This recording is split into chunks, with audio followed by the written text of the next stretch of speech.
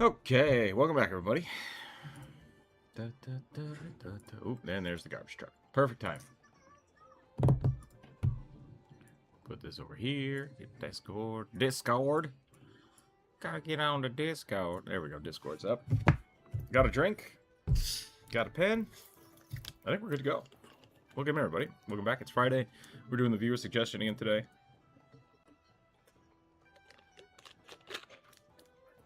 It is almost the end of June here. Oh, it's almost the 4th of July, and I haven't done anything for that. It's been a while since I've done anything for the 4th of July. Besides, like, odd barbecue or something. But when I was younger, we used to set up all kinds of fireworks that I'm pretty sure all are legal now. Oh, well.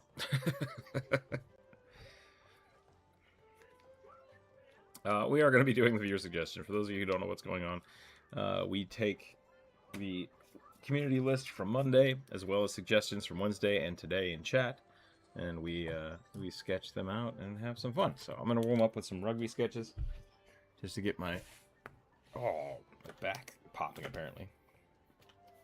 Get everything warmed up, and then we'll go from there.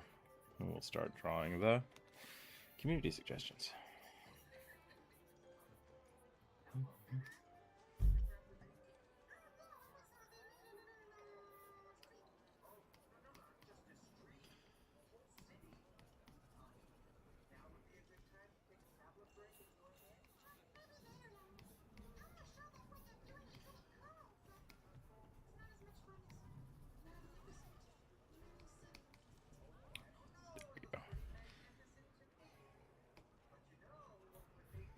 Wop, wop, wop.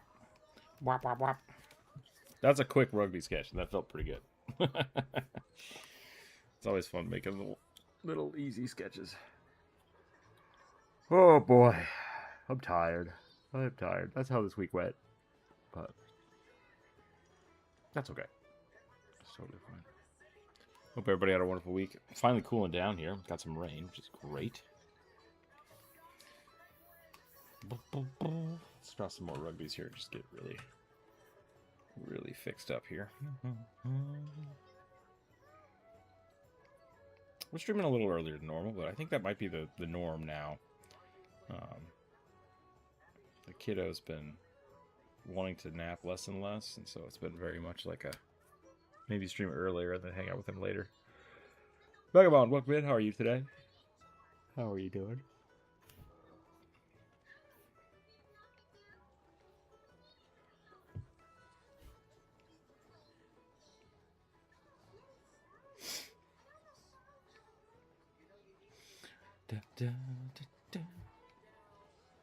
How goes it? How's your week going? My D&D game got canceled this week, which is okay. I think I needed a break because I've been a little overworked. But hope everybody else's D&D is going well.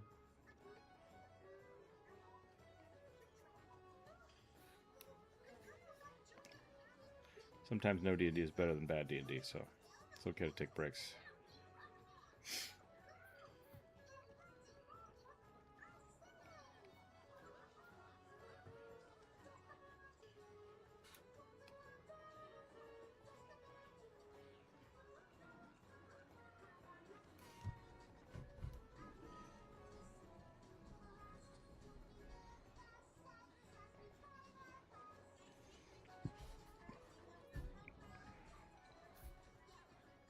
Oh, that's good rugby too.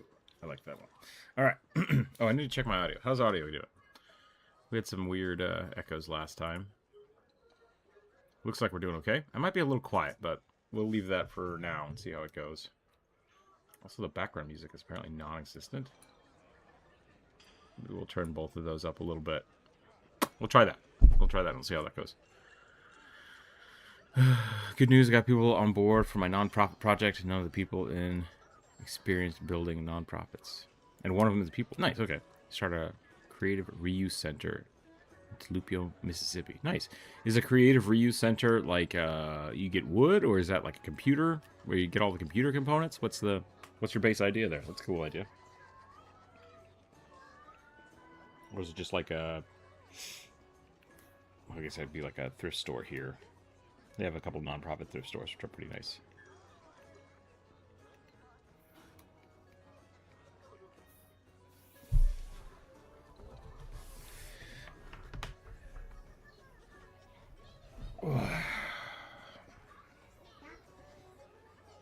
Audio is better than normal? Good. Good, good, good.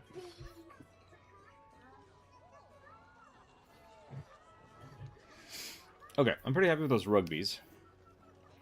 But we do also need to draw some stuff for the game today. So what should we draw today? Last time I tried to figure out where the card system was going to be, and I think that worked out pretty well.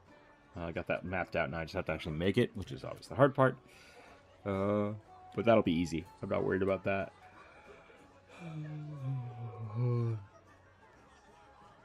I think a big chunk of that means I'm going to have to go back through and actually start building 3D assets for, like, hitboxes and stuff. It's basically Goodwill, but for craft supplies. Ah, that's dope. Okay, cool. Man, if you can get artists to give away their art supplies... I think we're all slightly hoarders. Recycling-based makerspace. That would be really cool. Yeah, if you can get people to like donate tools and stuff, you're definitely going to need someone to manage that, which would be like one of my dream jobs. But I don't live in Mississippi, so. But that would be really cool. That sounds like a really cool project. I used to volunteer at the sculpture lab at the University of Idaho. That was really fun. I'd go there once a week and just help people out. But in the process there, I got to use the whole lab, which was really cool. I miss that stuff. I miss having access to a full wood shop and metal shop and stuff.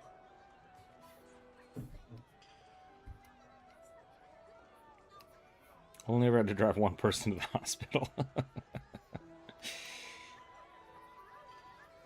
They were okay. They just needed some stitches.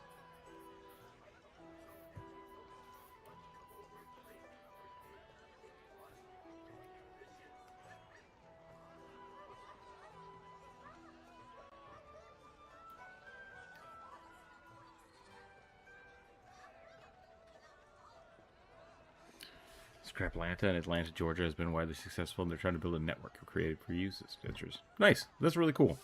Yeah. Good on you. Good on you for starting that. I hope it goes really well. Let me know if there's anything I can do. I don't know how much of my audience is in Mississippi, but definitely keep me informed. That's a big chunky rugby that I just drew. I don't know what's going on with that rugby. That rugby got away from me.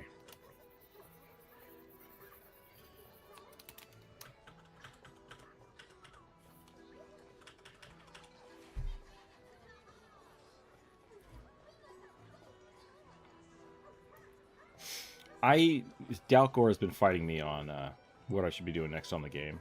I need to add sound effects. I need to add a whole bunch of UI stuff, a bunch of UI cleanup. But I really want to add 4 more characters. So, I don't know. I think I will eventually add them, like, before the beta is done, but man, I want to do it. It's the thing I like doing. But I need to add more characters and enemies too, so there's a whole bunch of stuff to do.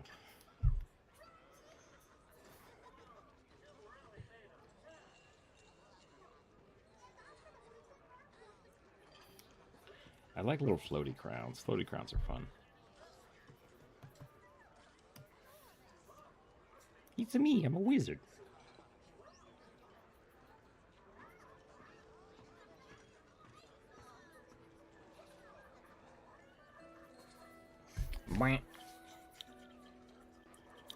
Commission to drop a trash goblin recycling stuff as our logo. That'd be fun. That could be fun. I had someone commission me this week, and they were like, "How much is it for a background?" And I was like, "Oh God, I just don't do backgrounds." And I felt kind of bad about it because I'm like, "Oh, maybe I should start doing that." So a goblin recycling stuff would be a challenge for me, just because I never do that. But it would probably be a good exercise. Maybe that's something I could do for you.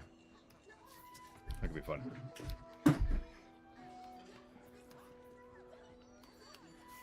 Okay. Little tiny gnome. Gnome dude. There, I drew that for the game today. Alright, here we go. I think that we're good to start drawing the viewer suggestion stuff. Yeah, Vagabond, definitely keep me informed. We should talk about that as a thing. And if it is like for a nonprofit, you know, it's probably something I can do on stream and be, you know, as advertisement and or a gift to that. Because I do like those kind of projects. So we should definitely keep me informed. As soon as you get that kind of up and off the ground, we'll see what we can do for it. Because I think that would be a cool project to jump on. Where is my list? There it is. Okay, we only have 3 left, so if people haven't suggested anything this week, please feel free to. We'll add it to the list. Otherwise, we'll just start doing some silly shenanigans.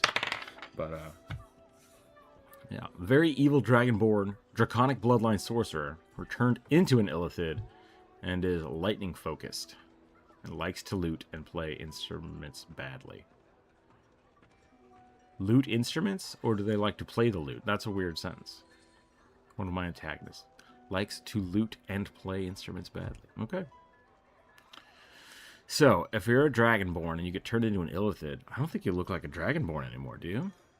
Maybe I could give it some, like, dragon horns on an Illithid? That'd be kind of neat. Absolutely, but we're still on 1 step, so I don't want to get ahead of myself. Yeah, exactly. Exactly. I don't want to promise anything that, you know, conflates anything. But definitely keep me informed. Let me know how things go. I'm excited to hear more about your project when it gets there. Alrighty.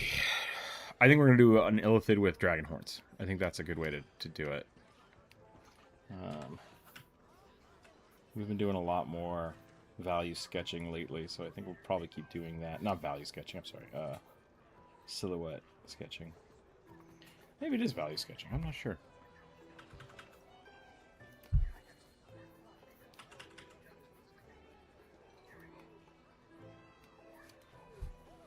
Kid, what are you doing? Please let go of that. Hey. Corn. Yeah. Corn. You have corn?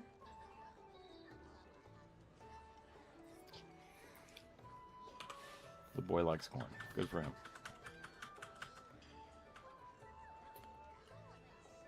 Are we still doing magical objects? I had a few. I think I only had like 1 or 2 in the suggestions.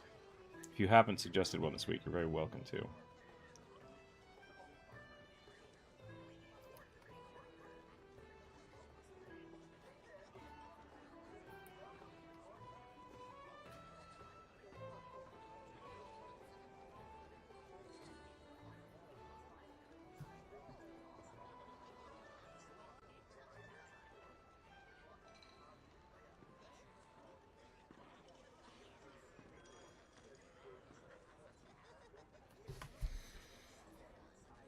You will, friend. Yeah, no problem. Next week. Gotta follow the rules. Next week.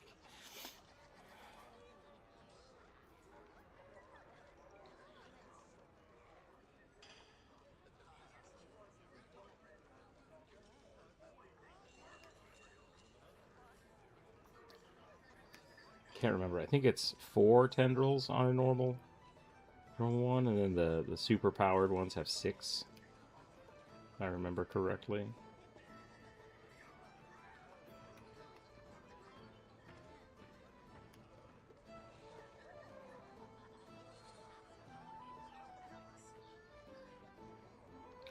Horn should really be coming out of that. Move the horns a little bit.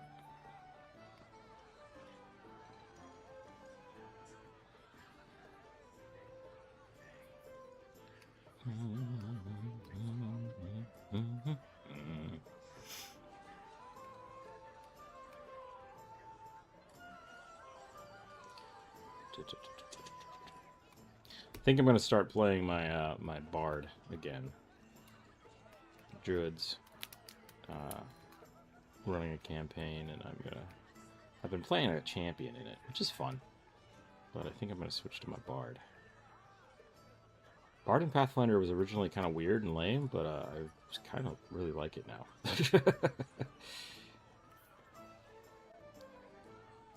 There's a bit of weirdness in how Pathfinder deals with concentration spells and like sustaining things. But once you kind of figure that out, it gets a little, becomes its own little mini game, which I kind of dig.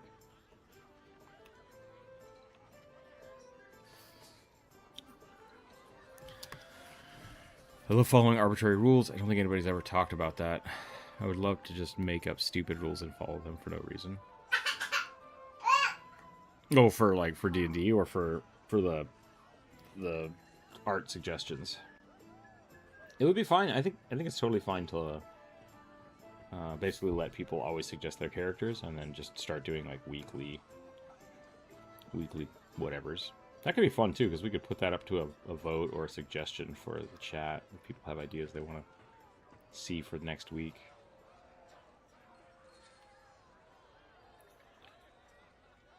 I don't know if I can do that. I don't know if there's a way to... Let me look. I know I can start a poll. What do I have? A Q&A. Answer viewer questions live. Nope. Members only live streams. Oh boy. Everybody loves a paywall.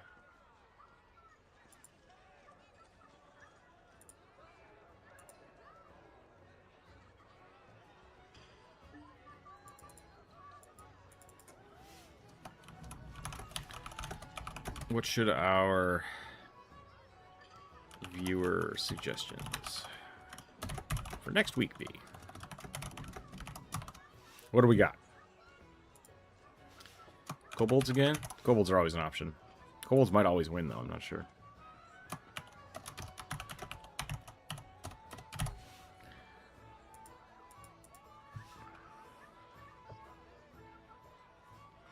This is what games are. Arbitrary rules. That's fair. That's absolutely fair.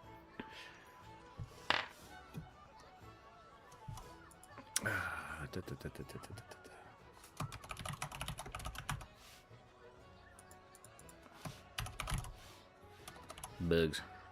All right.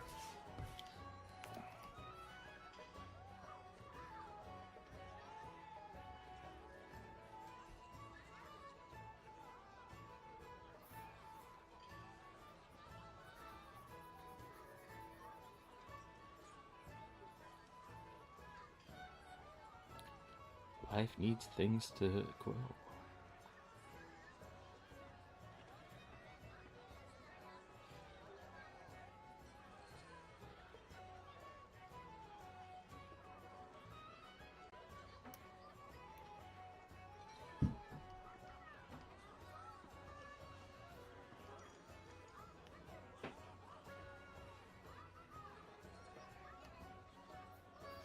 Ooh, okay. If you're a Dragonborn and you get turned into an Illithid, I think you lose your dragon breath, wouldn't you?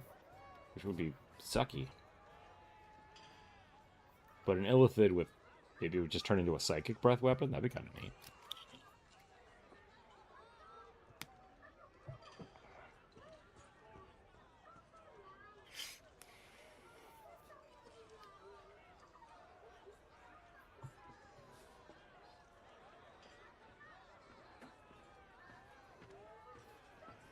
Probably should have kept a more draconic skull. Maybe had like longer nose. This still looks pretty cool. I might just keep it, but maybe we'll give him bigger claws as well.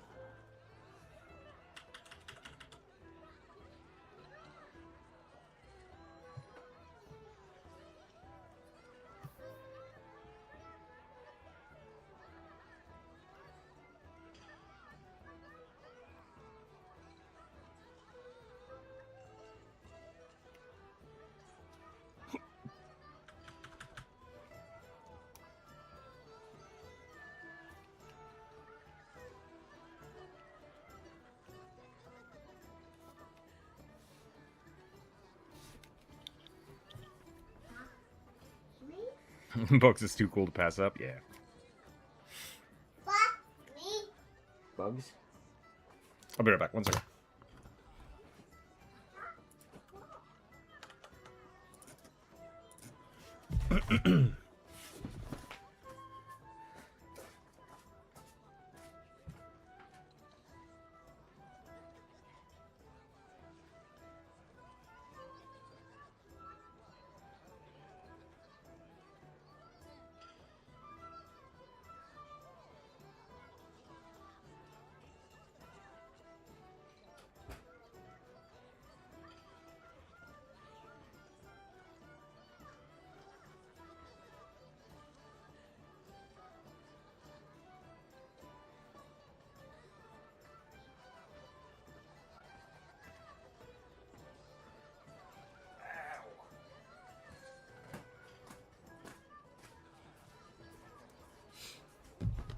Okay.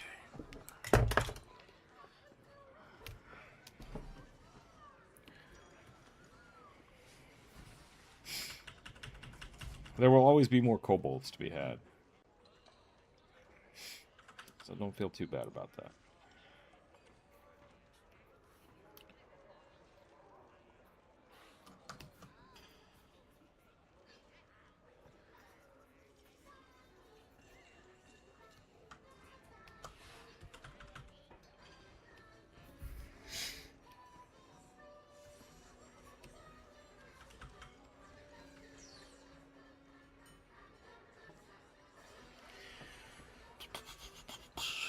I've got all the Patreon rewards set up. I'm just waiting for stickers to come in, and then I'll mail those off. I'm pretty excited. It's fun stuff this week. I guess this month.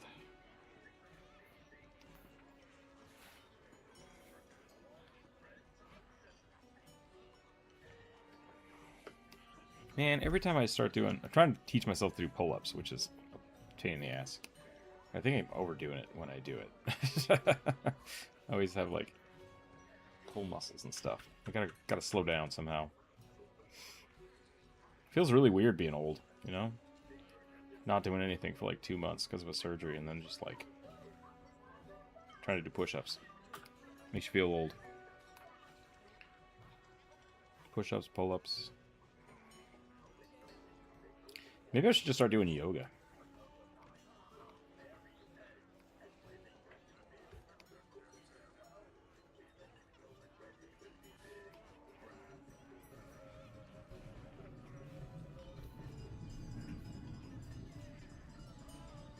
The shoulder is here.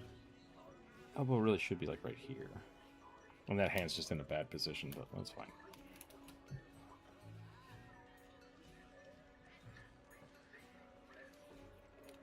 Yeah, let's move the hand. The hand is weird.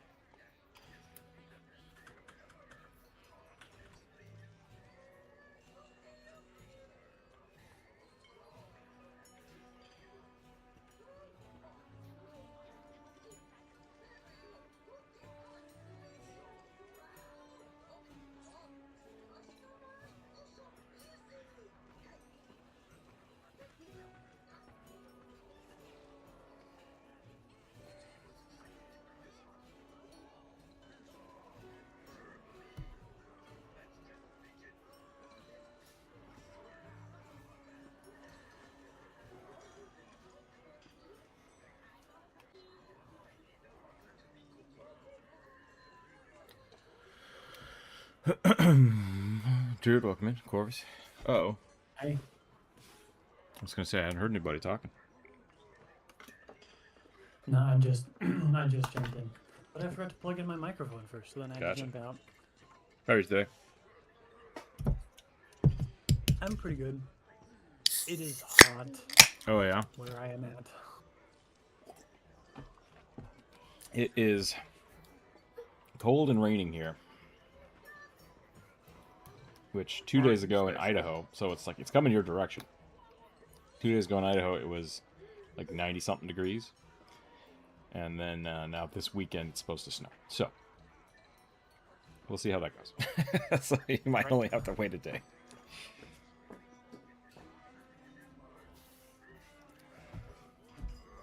Oh, we've got a red flag fire warning. It is dry. Yeah. Right before the 4th of July? Yep. Last night we got a huge lake effect thunderstorm. Nice. I miss thunderstorms. Thunderstorms are neat. Yeah, where you're at, it pretty much just drizzles, right? Ooh, Jeebus.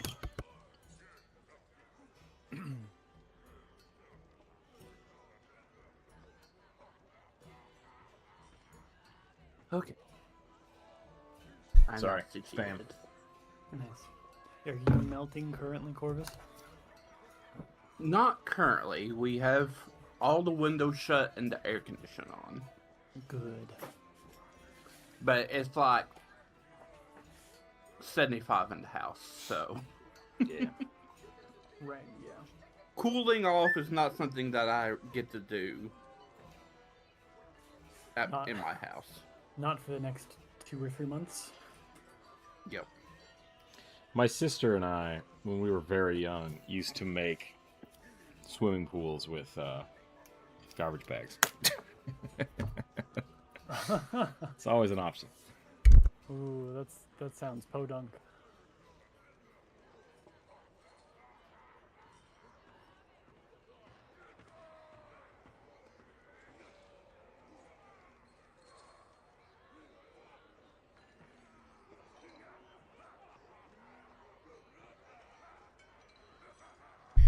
I want to start an initiative to just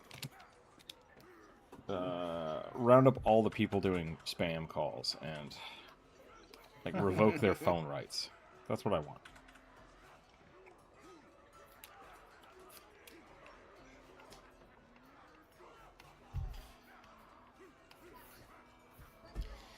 Problem is that it's not the fault of the people who are doing the calling, it's the people who employ the people who are doing the calling. I mean, that's the henchman mentality, right? It's like, our henchmen evil? It's like, well, I mean, they work for a guy that wants them to kill people, so they kill people. Ergo, probably okay to beat up a henchman. Like, this is fine. I don't think that and telemarketer callers are in the same boat. Well, there's two types of telemarketers, right? There's someone who's like, hey, can I come fix your roof? Or like, trim your garden, right? It's like, okay, that's fine. Like, I get that. That's just door-to-door bullshit, which I don't like. But like, I'm not mad at those people. I just tell them no. Mm-hmm. But then the scammers, like, they know what they're doing. Like, they have to know what they're doing, because otherwise it's like, oh, you just want me to call random old people and convince them to give me their social security number and pretend to sell them fake money. Yeah, that seems legit. It's like, no, fuck those guys. Those are henchmen. Yeah. 100%. Yeah, I agree with you there. Those guys should all go to prison. Yeah, the amount of weird AI scam calls I get is ridiculous. It is ridiculous. I think it has something to do with my father and I sharing a name. And I constantly get phone calls for issues with my social security. I'm like, Right. You do not know who I am. You have the wrong person.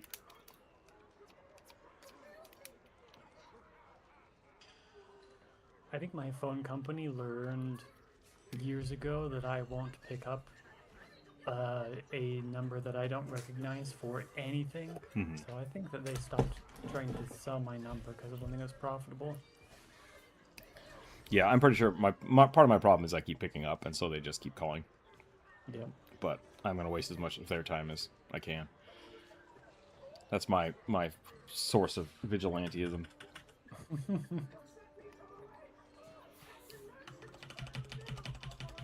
And then I complain about it, so that's my own fault. The really funny part is, like, my dad and I share it, but we don't have... I'm not a junior. Right. And for some reason, I keep getting phone calls about people asking to buy my parents' house. And they keep getting phone calls asking to buy my house. And it's just like, I don't know if they're doing this on purpose or they're just really incompetent. So, it's super weird. Yep. I never believed that it's my job as an excuse for actions. Yeah.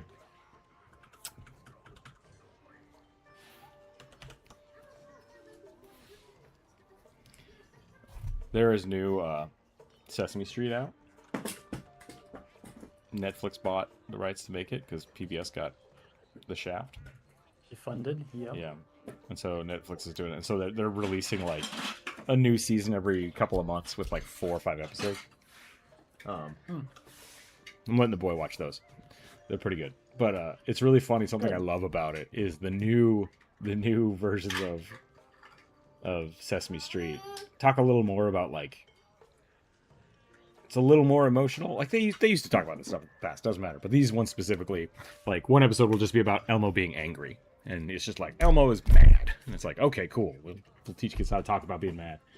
And this one, Cookie Monster's really annoyed, and so he's just like, I am very annoyed right now. And it's like, I like this. I like this a lot. Teach kids how to recognize and regulate their emotions. Yeah. But it's really funny hearing a grumpy monster say that he's very annoyed. A deviled egg, that's pretty good, Corvus. Is that a Far Side? It looks like a Far Side, but not quite. I don't know. Yeah. It's funny. Okay. I think I'm about done with this. Draconic. Looks like an artist signature's Quakes. Okay, so then it's not a Far Side comic.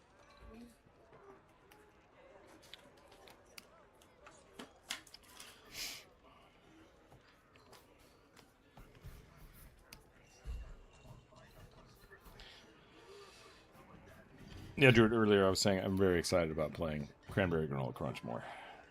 Oh, good. I like Cranberry Granola Crunch. I think I might need to make him a little less an idiot, but idiot's also really fun to play. Is that so? What's going on? Please? I have been a little bit worried about the fact that everybody's just totally fine with your little gourd goblin being or having absolute possession of an all-seeing eye. Well, one, we don't know it's evil. No, yeah. Two, if somebody minds it's going to get borked, the plant is probably the best one. That's fair. And three, everyone in our party is so averse to internal conflict that I think I could do whatever I want with it and no one would stop me. Yeah, that's probably true. I think that was Corvus's job, and Corvus isn't playing this campaign. Nope. I peaced out. I got tired of y'all. Yep, that's what I'm saying. Corvus wasn't our like moral compass, but it was just the bullshit detector. This sounds like a bad idea. I don't know how well I did that job, but I know I did it when we were dealing with the goblin in your campaign. I was just so frustrated that day. I was like, can we just like stop? Yeah. I've absolutely threatened to murder people in the party, like, and I think that's totally legitimate. Like, we're a band of roving sociopaths. We'd probably try to kill each other. Well, especially in the campaigns you play with your necromancer with Kevin. Mm-hmm. Kevin strikes me as the type of person who enjoys inter-party conflict, just from your descriptions about him. Actually, not. Like this is kind of an interesting take. Like, I know what you're saying. Like what you say sounds totally legitimate. And so it surprises me when Kevin will how do I say this? Kevin plays Kevin when he plays games. Does that make sense? Like, very rarely does he do his characters act differently than he would. With the caveat that he will, like, he's like, oh, you know, this character is trying to focus on said thing, and I'm going to do that. That's fine. Like, the motivations are different. But then whenever it comes down to, like, how they actually act in a party, it's just Kevin, which is great. And he's very good at, like, I don't like that, but I think we should do this. Or he'll agree with people, but tell them that he doesn't like it. And I think that's really helpful. Mm-hmm. But he will very rarely just be like, fuck you, we're doing this, right? He's not aggressive in that manner. Right. And so one time, when the first times we were playing D&D, which is normally when this happens, he got bored, and his archer, which is named Common Archer, because he didn't want to make a character. I mean, that's a great name. It's a great, yeah. He's I'm not used gonna lie. that. He's used that for years. Whenever he's just like generic character, I am Common Archer. I am a human archer. I have a bow. It's like, great job. He got bored and started just randomly shooting arrows in the air until the cops beat him up. And that was the end of the campaign. And I was just like, all right, great. You murder hoboed your way to the prison cell. Well done. Go ahead, Corvus, sorry. I don't think I was going to add anything. Okay. Well, I was going to say, that's sort of like how most of my characters are. Like I just kind of like play myself a lot of times. But I'm also an incredibly passive person until I get to the point where I'm done being passive. I'm going to yell at someone. I think Which doesn't happen often. it's pretty common for that, right? Like, I think it's much easier for people to play their type, like what they normally are, than it is to like do things. And that's some of the problems with like Finny. I have a really hard time with Finny because Finny, I want to be like a very what is it? Type A personality, just like very outgoing, very excited, very like amped up for everybody else in the party. Like, that's great, that's really cool. And I just don't do that well myself, and so it's hard for me to like portray it, and it comes off as me being an asshole. So I think it comes off better with her as an NPC than as a PC. because at that point she's not invested in the story at all. She's just like, wow, that's awesome. So my friend's kids talk like that. He's about 3, and he's flat out says, "I'm angry." Do your kids talk like that? Not yet. The boy is still very. I think he's a little behind on his language. He is super understanding of things. Like I can basically talk full sentences at him, and he'll do what I ask. But he just doesn't like to talk. He just doesn't talk very much, and so Same kid, same. Yeah. So he's quiet. He's quiet until he wants to start talking, and then he just like rambles, and it's crazy. But not yet. We're working on it. Hence the Sesame Street. I think the closest I ever got to playing like an actual like character with a separate personality was probably Tyson. And that didn't end well for me, so I was like, never again. I really think I think you're right. I think that's you're playing Tyson in a way.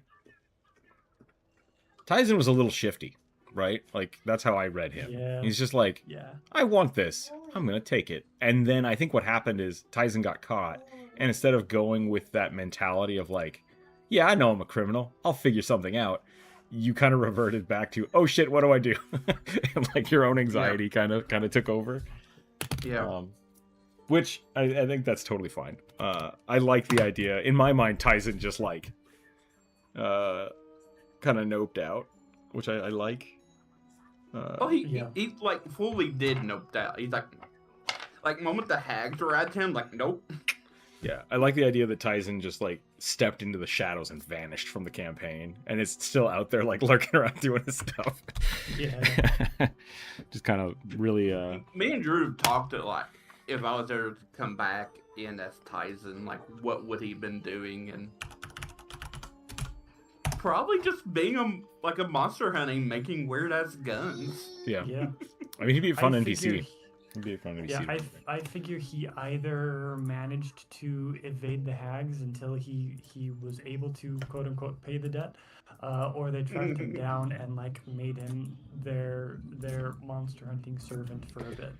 I also like the idea that he just becomes like a really good monster hunter and becomes like a hag hunter. I think that's great.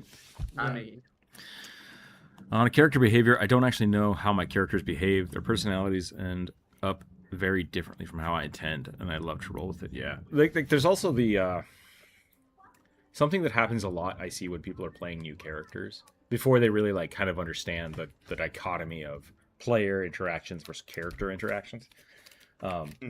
Is they'll almost always try to make their character lawful or sorry, chaotic neutral, right? Because they're like, I want the most options possible.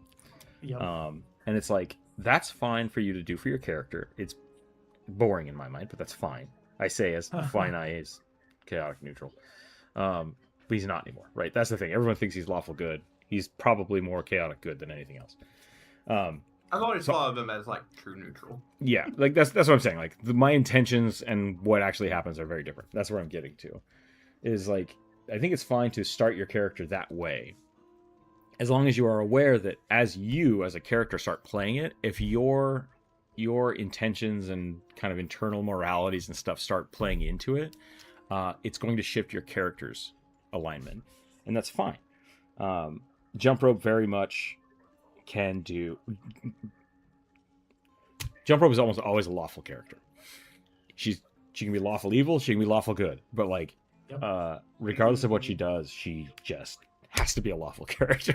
It's very hard for her to do chaotic characters. Whereas, I can see that. Yeah, and it's fun to see her try to play characters that aren't lawful, because I can see it grinding the gears a little bit. Right. And so for me, like I can play evil characters, but I don't play lawful evil characters very well at all. And I don't like it. Because it feels dirty to me. And so as a DM, it's like, okay, this is my big bad evil guy. Like, here's what he's doing, here's what he wants to do. He's an evil piece of shit. And I just have to really, really hard, really, sorry. It's hard for me to do that, but I have to like very specifically choose what I'm doing with them, because it's difficult for me. It's not something I do with. Most of my characters, even if I want to make them neutral, end up being good aligned. Like they want to be altruistic. They want to help people.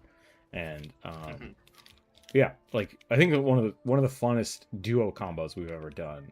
Jump Rope and I played two goblins named Shank and Pummel.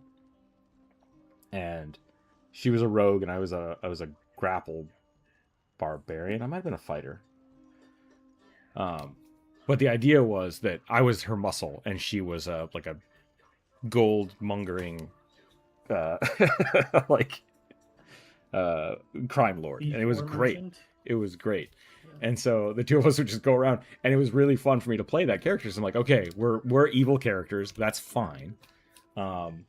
And because I'm the muscle, I don't have to make any decisions. I just do what I'm told and it works, right? Yeah. So that was really fun. And all I had to do was basically just like, oh, we should help this guy. And then be like, that's not my place. I don't make that decision. I can tell that to Jump Rope's character. And then Shank will decide whether or not we do it. And that's great. Like, that's a very legitimate way to play. And so finding those balances are really difficult for a lot of people, because it takes a lot of characters and a lot of time to kind of learn the difference. And I think DMing can help a lot with that. Yep. My Dragonborn sorceress is impulsive to the point of constantly blowing herself up, while my fighter holds back. That's good that you have both. I think like that's the thing with a lot of people see chaotic characters and think that I have to be random all the time. And it's like, that's not really the case. And I'm not a big fan of the little random characters, which I have a couple friends that really love that. And it's like, if that's your game, great. Not for me. Wait, hold on. You, the guy who made the squirrel summoner, is not a fan of the low random characters, really? Did my squirrel summoner summon random squirrels to do random shit on other people's turns that didn't have any conflicts with the game? No. Did I selectively choose which squirrel creatures I was going to use outside of combat before the game started, so I'd know exactly what to do in combat? I don't know. Did Okay. you? I did. Everything was meticulously planned out for that squirrel summoner. There was no. I think you can like be a chaotic character without resulting to the meme of being random. Because like I don't think that's really what being a chaotic character is all about. Exactly. That's what I'm doing. Like there's like the difference between like. Go ahead. You go first. Let me read this.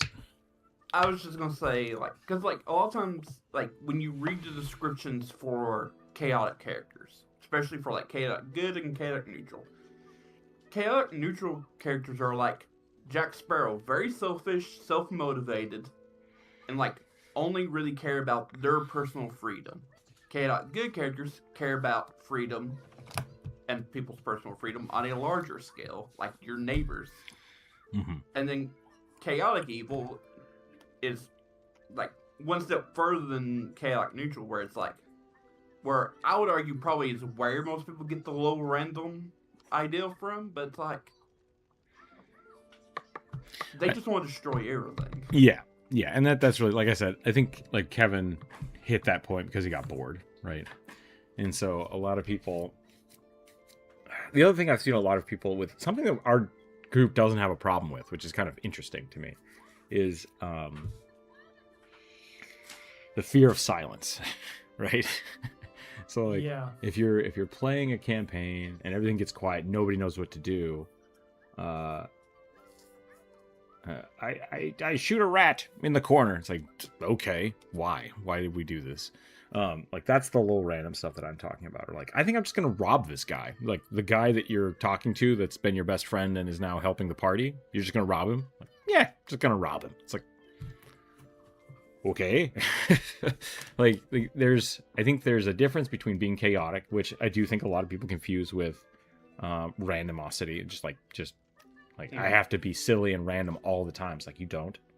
You can be a chaotic character. They almost think of like mathematical chaos, yeah. not moral chaos. Yeah, and so when we say chaotic as an alignment, that very much means against the norm, right? Like you want to be not. And so, but when you're playing a chaotic character that is not based on alignment, when I say it that way, that means, you know, someone who's unhinged or isn't going to follow the rules well. I think a good example of that is like Charlie from what the hell is the show called? Arrested Development, or Always Sunny. Yeah, Always Sunny. Oh, I said Arrested Development. Always Sunny. Yeah. Right. Charlie's just like, he's just not really paying attention, doesn't know what's going on, and it doesn't usually help the situation. Right. I've known some people that want to play those types of characters. Lars plays those types of characters sometimes. And sometimes it's really fun when the player knows that, like, this is not a good time for me to do something stupid. Right? Like, yeah.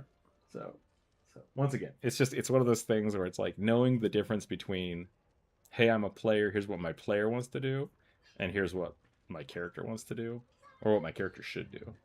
And that's why I'm a big fan of nothing happens until a dice is rolled, because then people can get those kind of chaotic moments out of their system. Like, oh, it'd be really funny if we just dumped a bucket on this guy.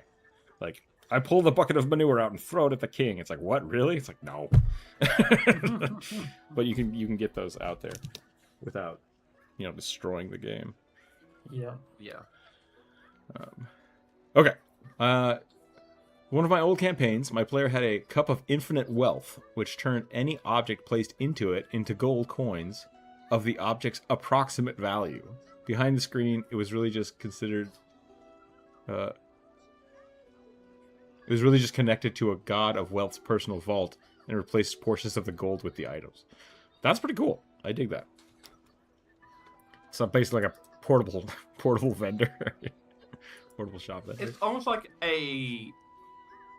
those money changer machines, Mm-hmm. like when you go to airports in other countries.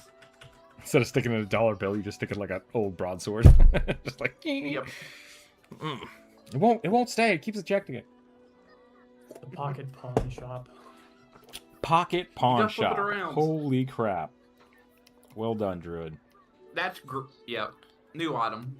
Thank you. I mean, it's this guy's idea, whoever wrote this, I'm Yep. sorry, but like, that's the name. That's the name for it. That's The perfect. pocket pawn shop. I will draw this, and then I'll make a short about it later. That is totally a relative avatar. Oh, totally.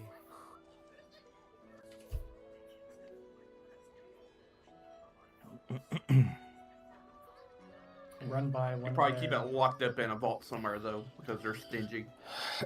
So, there have not been a lot of new races that I want to talk about coming out. Right. And I haven't had the time to really sit down and do that. And people have been commissioning a lot of kobolds from me, so I haven't had a lot of like base time to draw other weird shit. I think for my long form content, I I think I want to start doing.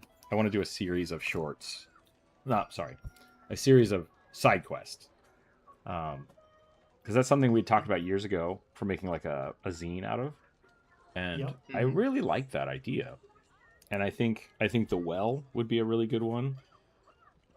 I think the horse, the gold shitting horse, is a good one. And I think this is cool. Like this could be a whole thing of like people trying to like, hey, there's a magic item here, and let's just talk about it. Like, what happens if you give your players infinite pawn shop? You know, Like if you're like doing like a mega dungeon, I imagine something like that will come in handy. yeah. Quick question, because this is probably the first thing that's going to end up in there. How much does a corpse of your enemy cost? That's exactly what I was thinking too. Like someone's gonna shove a goblin into this. Well, turns out a goblin is worth half a penny. There's actually a game called Half a Moonlighter. dollar. I don't know if anybody's played Moonlighter. I It's a fun game. think so. So Moonlighter is it's a 2-part game. It is a dungeon crawling roguelike. Much like Binding of Isaac kind of Right. style, or like Cult of the Lamb. Cult of the Lamb is actually much closer to Moonlighter than Binding of Isaac. Your overworld, though, I've seen this. your overworld is a shop. It's like a little town, so you can buy potions and blacksmith and stuff. But you go into your shop, and you have little spots where you sell things. And to get things to sell, you go into a dungeon at night. So the night you go, you kill jellies, you get jelly goo. You come out during the day after you die, and you put the jelly goo on the table. People come and buy it from you. That's the game. That's the game loop. At a certain point in the game, you unlock the ability to, while you're in the dungeon, it's like, oh, I don't want to carry all this crap back because my inventory is getting full. I'm just gonna mulch it and sell it for like half price. And that's kind of what this is. And Corvus is right. Like if you're doing a big dungeon, I think that's really smart because it's like, hey, we're finding a bunch of crap. We're just gonna mulch it. We don't want to carry it around. Sure. The problem with that, because I have done stuff like that in the past, is that when you start doing that, all of a sudden your characters just have shit tons of gold. And then gold is kind of a problem in D&D. To me, anyways. Because 5e, yeah, absolutely. because even Pathfinder 1 was kind of the same problem. Many of the campaigns I played in, you'd find some magical item and you're like, no one in the party really wants to use it. We're just going to sell it. Okay, now we've got 50,000 gold. What do we do with this? We buy a boat? It's like that Airship. Yeah, airship. I bought an airship before. Yeah. Same. The issue with too much gold in a party is really not that your characters are now overpowered. It's that it's hyper specialized, and you should go up to a shop and the players go, what's in the shop? And now the DM has to create all this inventory of things they might want to buy. Because otherwise it's literally like, here's your gold, spend it however you want from the book, and things are going to get weird. Things get really weird. I read that comment. My thinking that crappy items would build up debt that you had to pay off with better items to discourage people from just throwing dead rats in there. Maybe. I mean, the other option is that, like, if it has no intrinsic value, nothing happens. So, like, a corpse probably wouldn't. That's one way to fix that. But incurring a debt would actually be really funny, too. Yeah. Yeah. Like, instead of a gold coin, it's a little, like, a disposal fee receipt. Yeah. It's like, well, now you owe us 5 gold. It's like, oh, okay.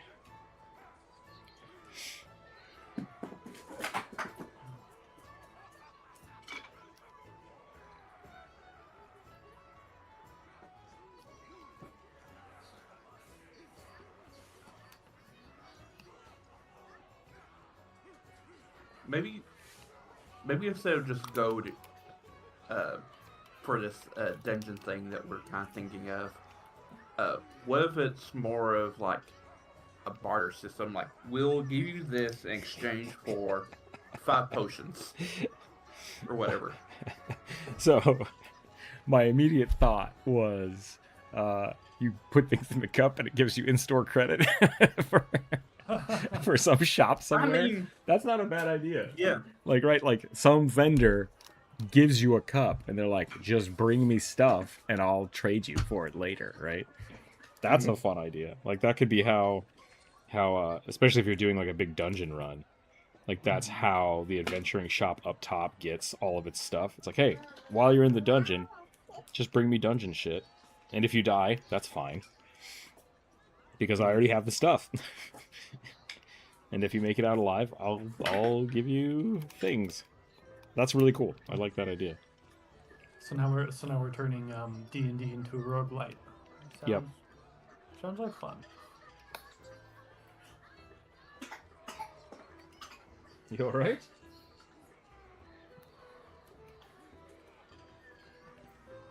As you add on items, the cup slowly glows, and then when it's brightest, it gives you gold. But if you add unwanted items, you see the cup slowly dim.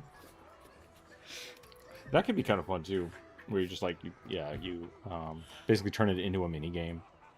Like, what should we put in next? Yeah. I'm just gonna spit into the cup. How much spit equals a gold? Are you a magical creature? Maybe. So like, I'm Dragonborn. Does that count? yeah, if you're a grung or something and you have poison, it's like, this is technically poison. Oh, yeah, fair enough.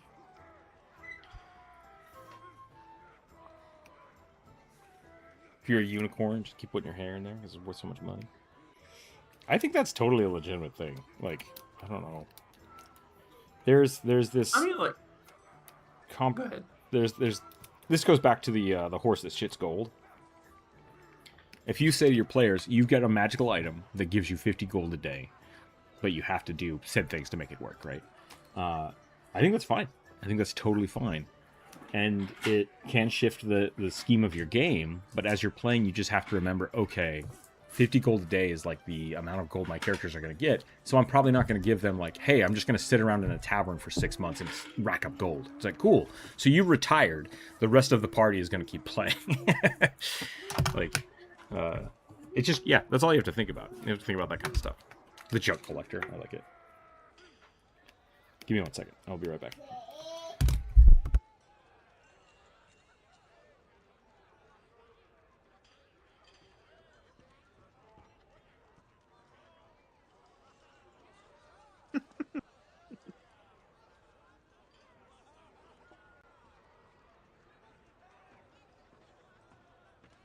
Warlock with the patron, the junk collector who lives on the island of lost toys. That's not a bad idea.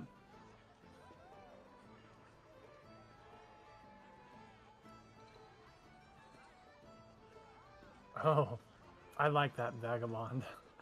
If the item is displeasing, the cup casts fireball.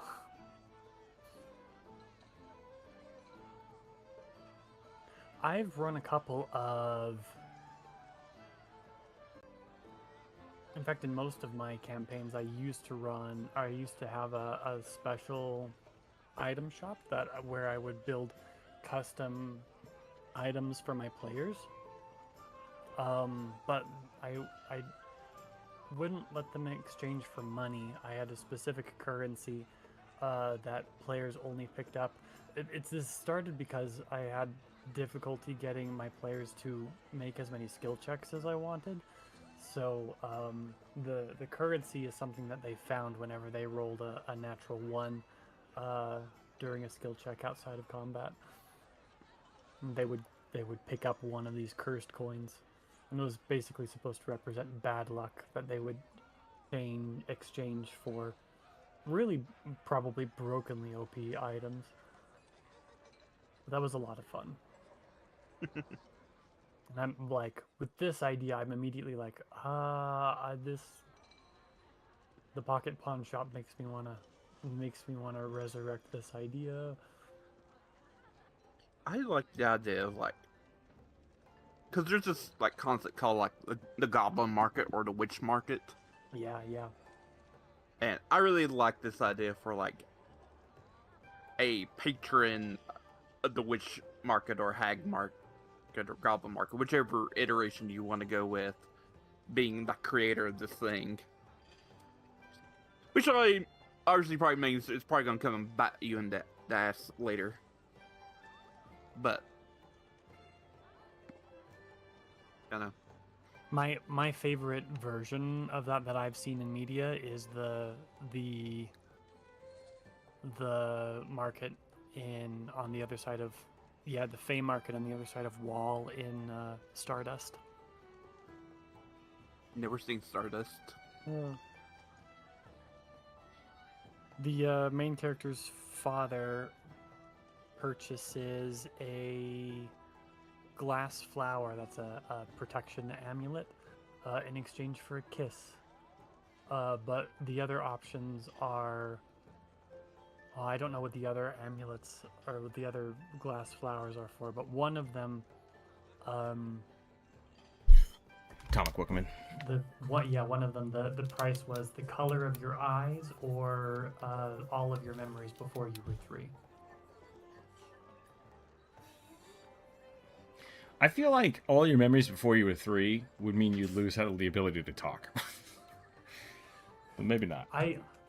Maybe not. I feel like you would lose the ability to feel safe. I think you'd become a nervous wreck with panic attacks constantly. That's some weird ones. What is this from? Because this sounds familiar. Stardust. Stardust, okay. But anyway, I like the idea of a market where you spend not currency to buy really crazy shit. It's like a Fey market. Yeah, but it's hard to set up. As a GM, it's a lot of work to set that up.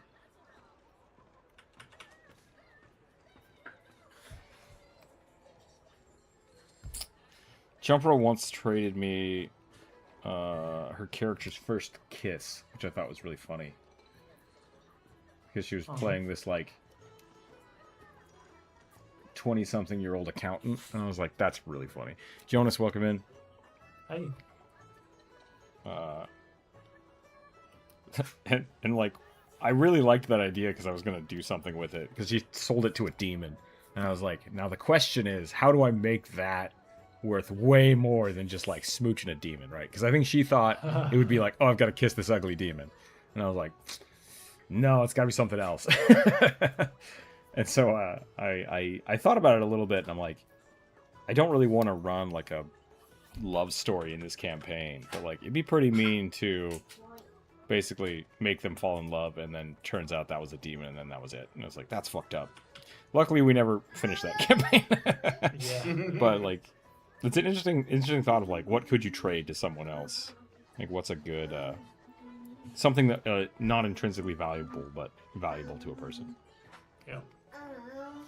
See, my first thought with that would have been the demon's going to send her to some place where she has to meet and kiss an incel who has sold their soul to the demon for... You've got the for brain a rot. romantic encounter with a pretty woman. Yeah. I do like that, though, right? Like, someone who would, like, trade their... Someone trading something for that, and then you get summoned. Like, you owe me this. Gotta kiss this guy. Yep. It's like, oh, come on. It's like, you owe me. So that's actually not a bad Can you one. at least make him brush his teeth first? There's no clause in the agreement for that, so yeah, sure.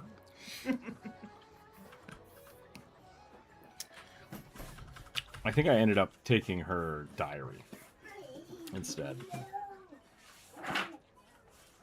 Interesting. which was a fun. Would you trade a sketchbook for something? I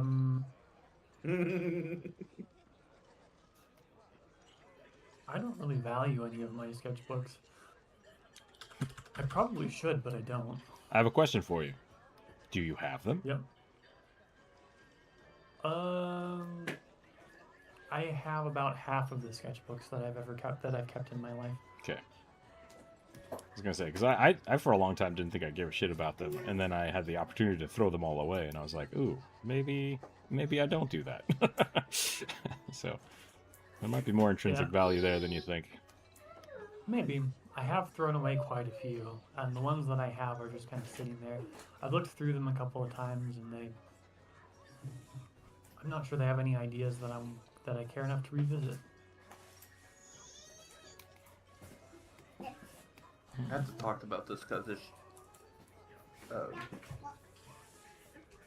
started last night. My stitches has slowly been coming out. Mm-hmm. It's weird, Just isn't it? like, yeah, I hate it. But I'm looking at a piece. That just came out. It almost looks like sinew. Catgut. Yeah, it has like a very like organic look to it. In terms of color, and it's like it'll be very weird if it is like stretched out thin sinew. So a lot of I'm pretty sure it's synthetic now. You could check, like you can check. But there are still some places that use organic stuff like that. It's just processed and cleaned and stuff. So it really depends. Yeah. Because if it's something that has to biodegrade into your body, or break down, yeah, it has to be made of something like that. And biological components like sinew are what's the word, Druid? They don't have DNA in them. Oh, I don't know. So your body doesn't react to it because it's a foreign body that can be broken down easily by your body, and it's not something that your body's going to be like, invader. It's just like, this doesn't belong here. Rip it apart. So. Let me catch up on chat here. Jonas says hello. Atomic says, sunshine caught in the morning dew. I lost that. I don't know what we were talking about with that. I think we're talking about other things you could trade to evade. Okay. Created a black market in Nightmare Dimension called the Sleepless Marquee. Torchlight stabilized the area around you, but darkness breeds chaos. That's fun. I like that. The first 3 teeth of the Hustleford Tooth Fairy collection. You're trading the first Friday of month starting with Jay, like you have to work for them or what? You don't know. Yeah. Never trade something that is vague. That's all I gotta say. Yep.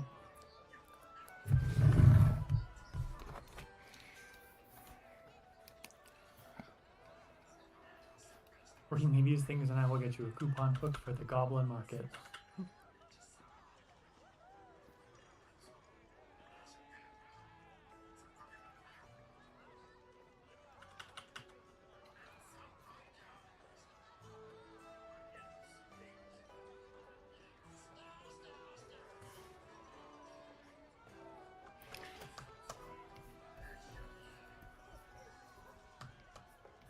Yeah.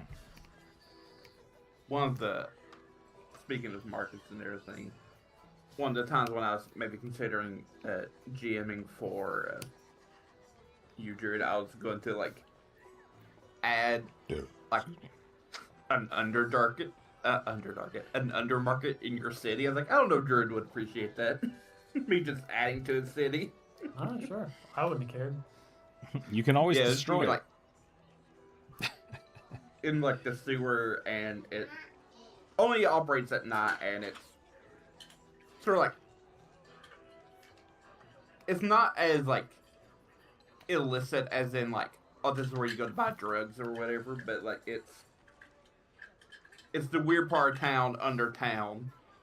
You know, it's okay if it's the place where you go to buy drugs. I mean, probably. But I was going to have it be like where a lot of the fetchlings hang out at, because it's nice and dark.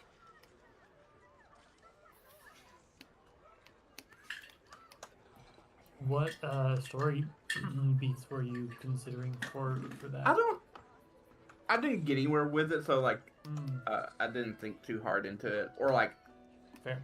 I think it was more or less going there for information for a quest. Gotcha. Okay. Can we talk about that a 'Cause, little like- bit? What? I'm trying to think of a good example of this. The Critical Role always seems to end up eventually in a library, reading books, trying to gather Yep. information, right? Yeah. I don't like that. And I've been using, like, I have people find journals, and I have people find, like, diaries and things to try to, like, give exposition. Hmm. It's not my favorite way to do it. And I want to find better ways to, like, give out old information than just, like, here's a bunch of text. I'm not a big fan of that anymore. So, fetchlings, going down, learning, getting information. Like, what is the... Yeah, so I can't remember what the hook of the quest was, but like my idea was like to get information, you would have to like go to this certain part of town on a certain day at the middle of the night and go to the Undermarket. Lord, keep combining Underdark and Market. And try to suss out information. Like, I think my initial idea was there was like sort of like an info broker there who also doubled as a fortune teller. Ooh, okay. I like that. But yeah, I even had like a few like NPCs, like a few like undead skeleton NPCs that were going to be part of it because it's about the only safe place for them. And a bunch of other just like, it's where all the weird people of the city kind of congregated to stay out of the limelight. I'm thinking of... you guys had a lot of questions about Voldoon, right? Like Yeah. this weird dude in my game. And Dane, whoever that is. There are two names I've given. Yeah, two names I've given. Voldoon and Voldane. And the part of that I like is like, here's a journal of someone that like here's the other thing. If you find someone's journal, that means that person was here at some point in time and they chose to leave this, right? That's something that, why do people leave journals anywhere? Journals should always be on the person they're with. So that's part of it. Like there should be story beats leading you to a journal if the journal needs to have been left somewhere, i.e. the person's dead or someone left it there on purpose. But beyond that, like it's a good chunk of exposition to just be like, here are historical things that have happened versus going down into the dungeon and you guys seeing the ghosts, right? Not all the parties I've taken down there can see ghosts. So that was a fun point for me to be like, hey, you get to see the echoes of what actually happened versus what was written in the book. I like that a lot more. But like I said, not all parties have that option, and I don't know how to give good flashbacks without that kind of like supernatural thing happening or writing it in a book. Yeah. And I'm struggling with it because just walking to a library and reading it in a book is not inherently fun to me. So, Totally. I don't know. I might have just gone off on a tangent there. Sorry. I'm in a little bit, but I'm also considering it because I did not like having to just kind of info dump stuff on you guys last Saturday just to get us all back on the same page. Sure. But like I felt it was necessary, and I did, like I considered for a while like what's the better way to do this, and I also came up with nothing. So I don't know. I do like I like the interaction between Finai and like the tapestry, right? Yeah. I think that could have been a forced thing. I think the issue I have with it is like the coaxing of getting people to be where they want them to be.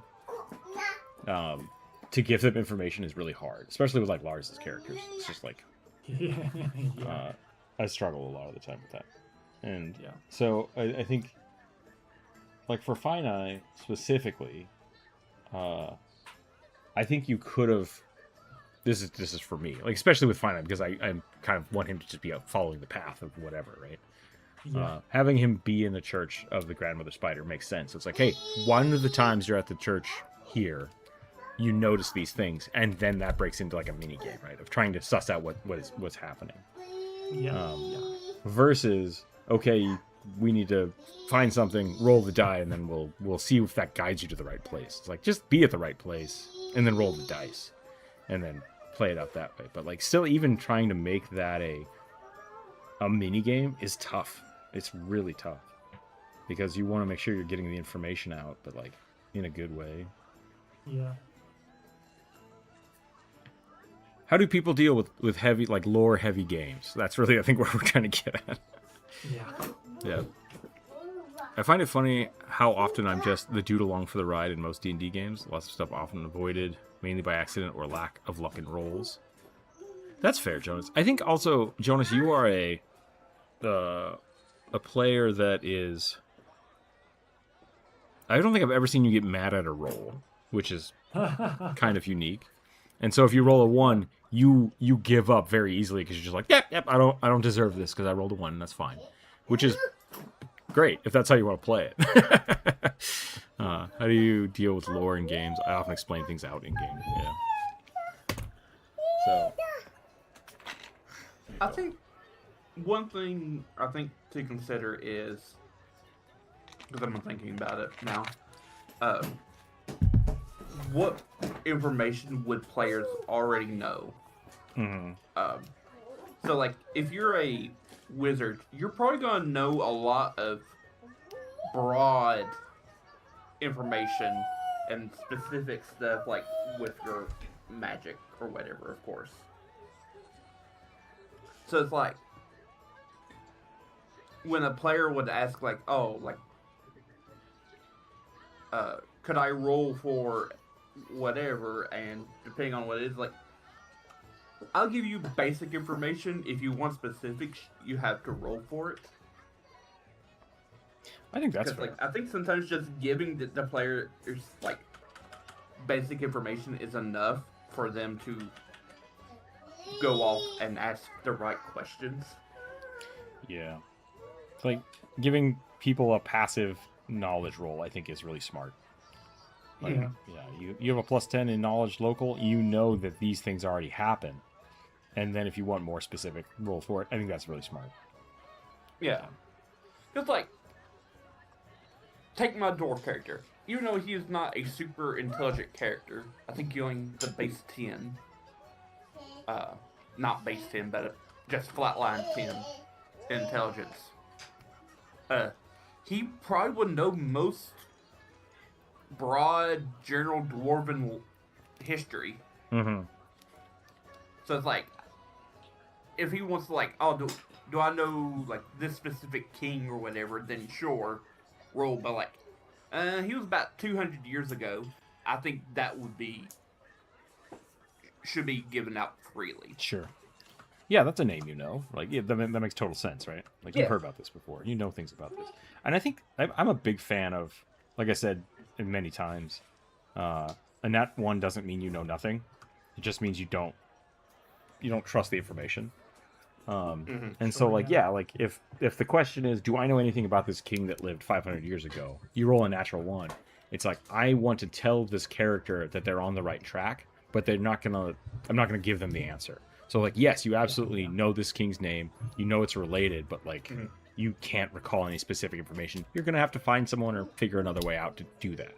Yep. And I think that's great. I haven't done this, but I love old animes, so I enjoy having extremely powerful low-key characters that show up and give enough information to be annoying. I've done that a few times. People don't like it when I do. Yeah. It's really hard in that situation to not have your players ask, so if this person is so powerful and knows everything already, why the fuck don't they take care of this problem? Why do we have to do it? Yeah, I've run into that a few times. Yeah. Because the So comic weave demands it. fate is a bullshit excuse. Exposition. I'm just here to be annoying. Yeah, I do tend to give up when I roll bad. I guess this previous experience of keep trying has taught me to do otherwise. Yeah, I'm very much of the mind of once you roll something, that's it, right? Like you don't get to retry the roll. But I will give people retries once they discover more, right? I think like that's the big thing. It's like if you roll bad, it doesn't mean you stop. It means what you tried didn't work. Try a different angle. And in old Pathfinder, when we played Pathfinder 1, it used to be, I'm going to roll religion. You rolled a 5. I will roll religion. You rolled a 2. It's like, I will also roll. It's like, stop it. Like, so what I've done from now is like, anybody that wants to roll religion can, and do it now. And if they fail, then that's it. Like, this is the information you get out of it. Now, if I say something and someone says, ooh, does that mean this? It's like, oh, you can give me a different role because you've asked a new question. I think that's great. But more opportunities later on, yeah. So I think there's definitely a middle ground between everybody in the party rolling for the same thing. Because at that point, it just feels like, hey, just give them the fucking information. Like, apparently we're not moving on until they figure it out. Yeah. They are not having fun right now. So. I also like, I've had this thought, and it's, I almost brought this up when we were talking about alignment shit earlier. Okay. And it's specifically that, I mean, we've talked before about how much it's genuinely a good thing that second edition Pathfinder's done away with the alignment system. How much it kind of frees things up. That the alignment system was not necessarily bad, but it kind of became a crutch that people started using to define a character when a character should be more than one of 9 options. Sure. Sort of deal. I'm starting to have a similar sort of feeling about skills. I know like skill checks are an important part of the game, and I like relying on skill checks, but I'm not 100% convinced anymore that that a person's training in specific skills is like, it's probably too broad of a category for me to just be able to say like, oh, you know enough history to know that. Like, I feel like I'm at the point now where I want a little bit more in a character's backstory. Like, I don't actually care so much about a character's relationship with their mother growing up, or hearing about all the terrible things that have happened to them. I feel like I care more about job experience and like hobbies and the sort of shit that the characters actually did, so that I can use that to infer more experiential knowledge in the world. Sure. Because I feel like, in the same way that that the alignment chart doesn't quite do enough to tell you about the morality of the character that's being played, I feel like having your skill sheet filled out doesn't give enough information about what a character actually knows how to do. Sure. I think I've been trying to combat that with, like I said, here's a journal, and now I'm going to give you a +5 to any questions you have about this topic, right? Yeah. Or like Jump Rope getting dragon lore put in her brain. It's like, cool. Whenever we're talking about ancient dragons, you now have a skill for that, right? I think that's a lot more than like, oh, sleight of hand makes you okay to like forge things and like still like.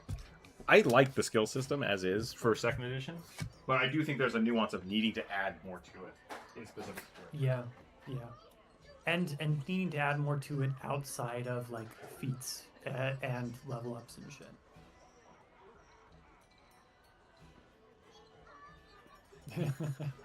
You are welcome to expand your characters, Jonas. I'm not sure it's going to do anything at this point.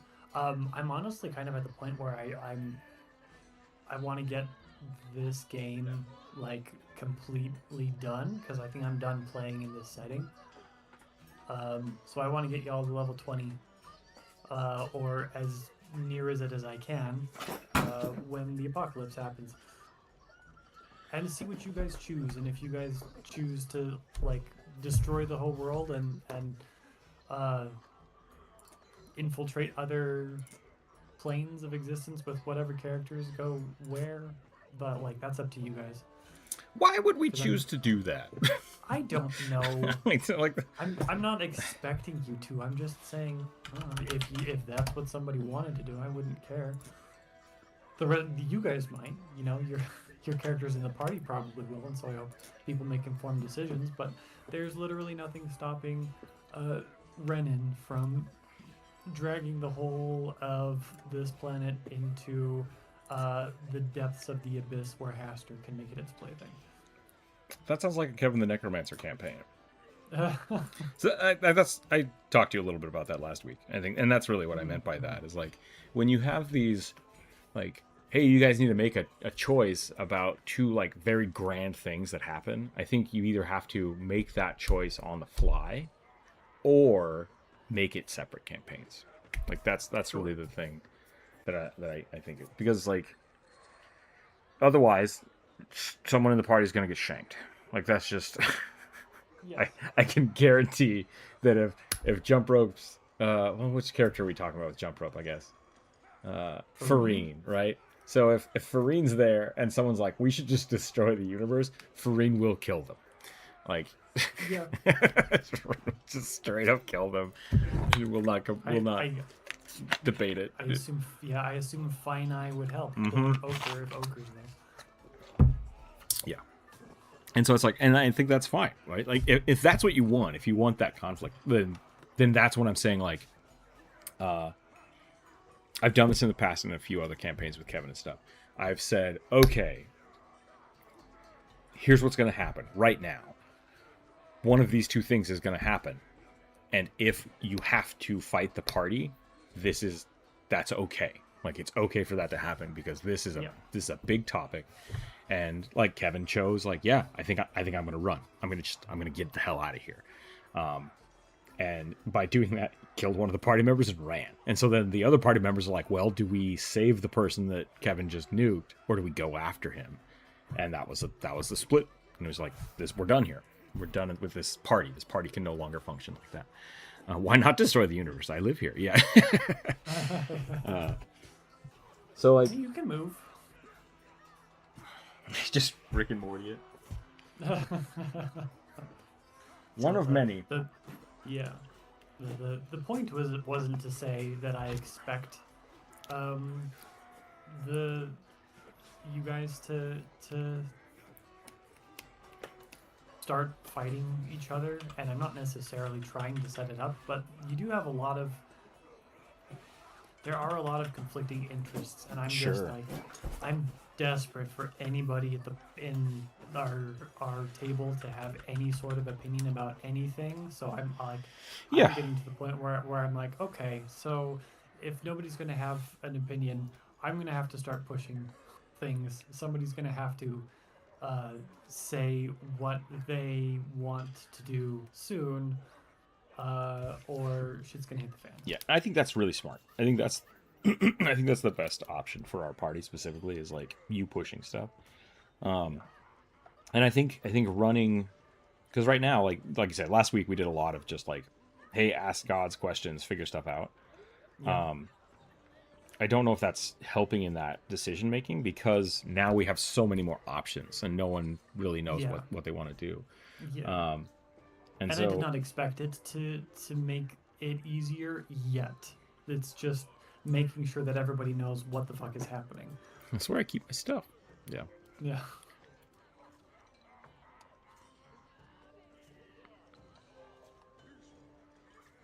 Yeah, Anyway. that was the tick. Yeah, yeah. No, I think that's good, right? And like, I really think like, especially with like setting up everything with Fine Eye, it's like, shoot, I feel like you have a big thing set up for him, and they're not really interested in it. I mean, not interested in your story. I'm just not interested in finite continuing. But if that's where the story is, I'll keep playing finite. You know. Yeah. Yeah. You do not need to worry about that. There is so much shit happening with so many characters since Jump Rope has the fewer characters at 2. I think Dagon has the most characters at 6, although there are only 3 active. Wow. Corvus is gone. Corvus, I think, has 4 or 5 characters, but is not playing any of them currently. So the point being, what's happening, I will get shit done no matter who's playing what characters. Finite is I don't want to say getting redundant information, but all the information that Finite can bring to the party can be picked up from other locations. Okay. So don't overwhelm yourself trying to make all the pieces fit. That's what I'm worried about. Mostly. I mean, it's gonna happen. Like, it's absolutely gonna happen. I do think that mentally I'm in a healthier place with regards to my being able to handle my creative output, although my energy level is lower than it was last year. So yeah. And that's why I think, like, if you really focus on one thing, and we'll just like, okay, these characters don't fit this, we're not playing those characters, right? Like, yeah. I think that's helpful. This was the point of trying to get everybody as much information as I could the last time we played. Okay. It was as much as it felt like me like spitting a bunch of information and opening up 1,000 avenues. From my perspective, I've narrowed things significantly. Okay. So, thank you for worrying about me. I'm fairly confident. And I'm excited for tomorrow because we get to go to a weird place. And I get to be mean GM. I don't actually know where we're going tomorrow, so I'm along for the ride, I guess. Yeah. I have planned that we are going to figure out how to infiltrate the Hellmouth and maybe get to the first leg of going inside. Isn't that in a university? Aren't they going to stop us? It is in the university. Somebody's probably going to try to stop you, but Mizzle has an inn. You could. So that's the other part of that confuses me with Mizzle specifically. Is like, is Mizzle allied with the university to the point where she will get kicked out if we do this? That's the part of the questions to ask when we play. I feel like we're gonna have to kill Mizzle. Mizzle. To kill fiends? Yeah, you probably get to fight fiends. What are you doing? So, why are you handing me a banana? Everybody's gotta upgrade their weapons to cold iron.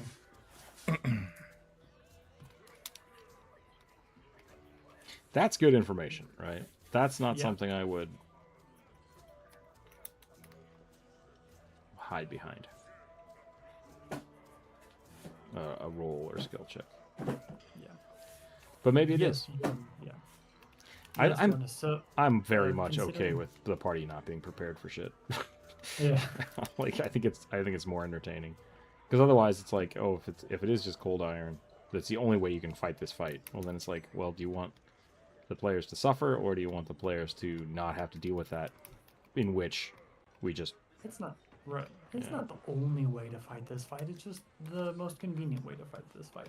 And I used to agree with you. I used to think that letting the party be unprepared, little shits, was the most entertaining thing. But then I one-shot 60% of the party with one frost breath from an ice drake. So that was not the only problem with that. That's at the point where we were walking 3 days in the snow, did nobody discover, oh, it fucking sucks to walk in the snow? That was the problem. Yeah. So, I don't know. I think there's a big difference there, but we get the swish swoosh, yeah. We get kill friends. I hear if you rip off a fairy's wings, they lose their powers. do you understand? The Ice Drake story is, oh, you guys were level 6? No, a little bit higher than that. 7 or 8. You guys were level 7 or 8.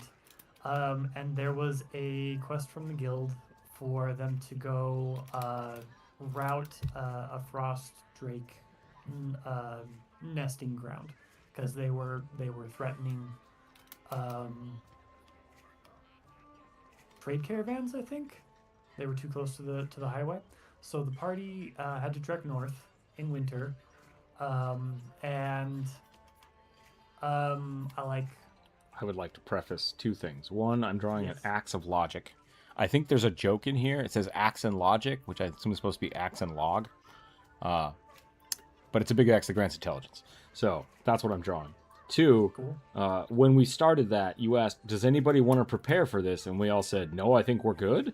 And then we walked 3 days in the snow and realized, oh, we have disadvantage walking in snow, and the ice drakes breathe ice. Fly and breathe ice. They breathe ice and they fly. Yeah. So they get to the map location. I'm like, oh, the snow is really deep here. Has anybody remembered to bring snowshoes?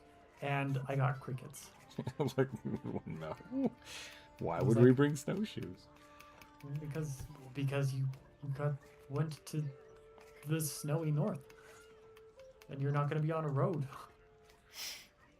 So yeah. This was the issue. So yeah. So long story short, it was really mountainous. So people had to make dangerous climb checks. Walking through the snow was difficult terrain, so everybody moved at half speed. And the ice drakes had a fly speed of, I think, 60 feet. No, per action, so 35. It was a lot. We couldn't get action. away from them, right? Like that was the thing. They were super fast. They were very strong. The party couldn't move. And I started the party with the frost drake dive bombing them while they were all in a tight little knot. And the ice drake frost breath is like an ice fireball. So I hit all of them except I think one person, and killed. Yeah, took to 0 HP, basically almost the entire party in one shot. Yeah. And that was just to start the fight. And then you so presumed to throw 2 more of them at us. Yeah. So then we had to go, okay, hold on, step back. Something's not right. I think that was the first Pathfinder 2nd campaign thing we did, though. So. That was some learning experiences for everybody. Yeah. Items are really important in 2E, which is frustrating because there are so many fucking items. That is the other reason to I think start characters really low in Pathfinder. Mm-hmm. Because then it's like, I have a sword, and now I'm going to slowly upgrade it over time and figure out what I want to do with it. But yeah. I love the hatchling on the axe for some reason. Triangles my 2 it tingled my 2 brain cells. Yeah, thanks. I dig it. I'm having fun with this one. I like what you've done with back. After the X. Hey Gorvis, welcome back. There's something that tickles me about the almost bamboo segmentation you got going on. Yeah, I wanted it to be a little weird. It feels slightly fractured, which is also kind of cool.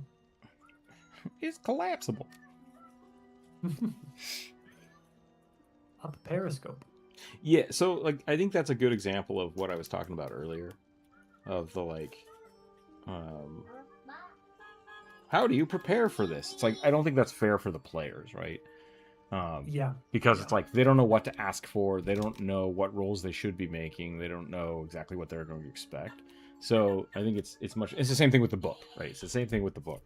It's here's a journal that has all the information you need in it for the next dungeon, and they're just I don't fucking know what to do with this book. I don't know what to know. Yeah. I can read all of this, but there's no context, and I don't even know what questions I'm supposed to be asking, and I don't know what pertinent information is important.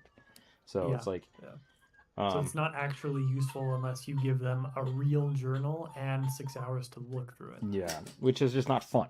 It's just not fun Yeah. gameplay. So And like, not feasible as a GM.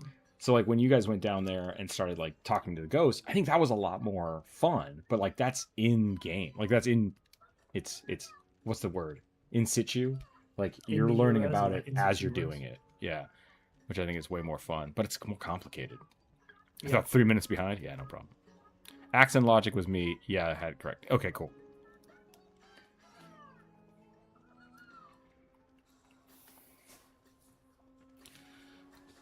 And yeah, I don't have a good solution for that because it like in that situation, which there was a lot more to it than just the hey, we didn't know we needed this. I think there could have been a good. I'm going to run a situation with you, which I don't think is the proper situation, but it's the closest I can get to what I want to say. Okay. So we're going to go to the far north to fight dragons, right, in the cold. Mhm. We get there and we discover, oh shit, it's too snowy here. This is going to be a pain in the ass. There should have been a check there where we say we need to find shelter beforehand, right? And then that could have introduced us to a person who is knowledgeable of the area and like, oh, or maybe a small town, like, oh, you can't go out there at night. It's too stormy. The snow will kill you. You need snowshoes. But the problem, and the reason I say that this isn't the best solution, though I think that would have been a good like segue into informing us, because we do show up unprepared, and then in game we learn how to become prepared. The problem is if you do that every single time, or you do it in a heavy-handed way, all of a sudden it becomes you get here, you're unprepared, the NPC gives you snowshoes, now the snow is no longer an issue at all, right? Yeah. That's also not fun. You okay? What happened? Uh-oh. The TV stopped? That's why you said uh-oh? Okay. The cold iron thing, right? Like, you just said, like, oh, you're fighting demons, everybody needs cold iron. Like, if that's the case, then why even have the cold iron resistance? Sure. Well, because your spellcasters aren't going to need cold iron, probably. Sure. So I think there's there is not a perfect system for what I'm describing, right? It's just like a better way of disseminating information is trying to do it on the fly before the bad things happen, which does not work for the Drake encounter, because we were doing one-offs and it was just fights. Is it demons or devils in the hell thing? It might be devils. I don't know. I get the two mixed up so much. Yeah, honestly. I mash them together. Devils are weak against silver. Demons are weak against cold iron. So, how you figure that out, I don't know, but that's what it is. Bump into Van Helsing and he gives you the skinny. Oh, so y'all were still talking about like disseminating information? Yeah. Well, I haven't gone. Jeez. It's a cool topic because I think it's a cool topic. Yeah, we meandered through a bunch of different angles on it, Boris. It's not just been rehashing the same thing. Also, I had to stop and tell Jonas the story of our of the ice drakes. Oh. Yeah. I recall fighting both types when I was around for one of the fights. Yeah. I mix the two up so much, honestly. Like, they're both denizens of the hell plains, right? They're both from the abyss. No. That's a good question. Devils are from hell. Demons are from the abyss. They are two different planes, apparently. I think they are adjacent planes, though. Nope. There's a plane in between them. What's in between them? In D&D, it's called Hades. Okay. And that's the lawful, or not lawful, but the neutral evil plane. In Pathfinder, it's called Abaddon. Oh, because we have Abaddon. lawful evil, chaotic evil, and neutral evil. That makes sense. Yep. Okay. Okay, sorry, Jonas. Devils. It is going to be devils, so silver, not cold iron. Good thing we worked that out.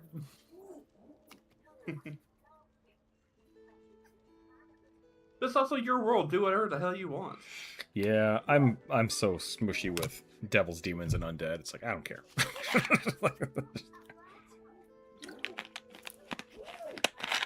Yeah, because like officially, our positive energy should not have done a thing to those shadow creatures. Nope. Nope. Not at all. But that's not what I want to do. Yep.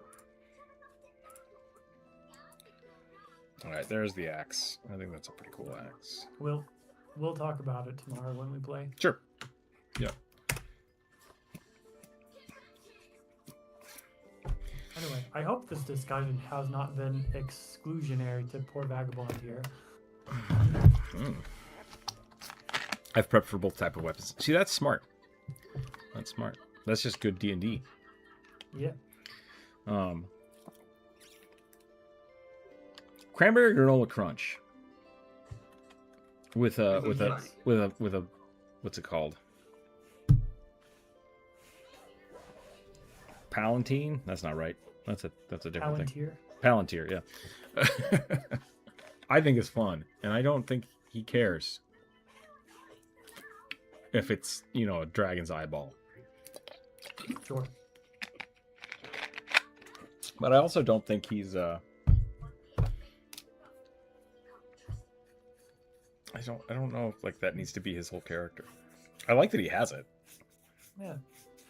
Honestly, I don't think it's going to become his whole character because of the saves you get against its effects. I think it's going to touch him only lightly. Because he literally has to roll a natural 1 in order to fail the save. Yeah. The same kind of thing happened with your character in the ring. Yep. Because you are a ranger, so you have a pretty good will save. I will save, yeah. And so, like, when my other player picked up the ring, he failed, like, the second time he used it. Oh, no. And I don't think you've ever actually failed the ring before. I don't think it's been an issue. So, I think I have... But the ring is also not as malicious as I think a lot of people think it is. Yeah. We're not talking Lord of the Rings items here. There is not Sauron on the other end of Cranberry's item.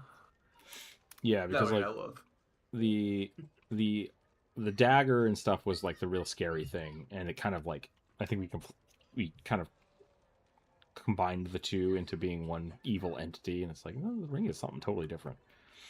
So Vagabond wants to know if the bottom of the handle on this axe can be a scroll. Sure, absolutely. Put a little drapery on it, maybe like a little wrap.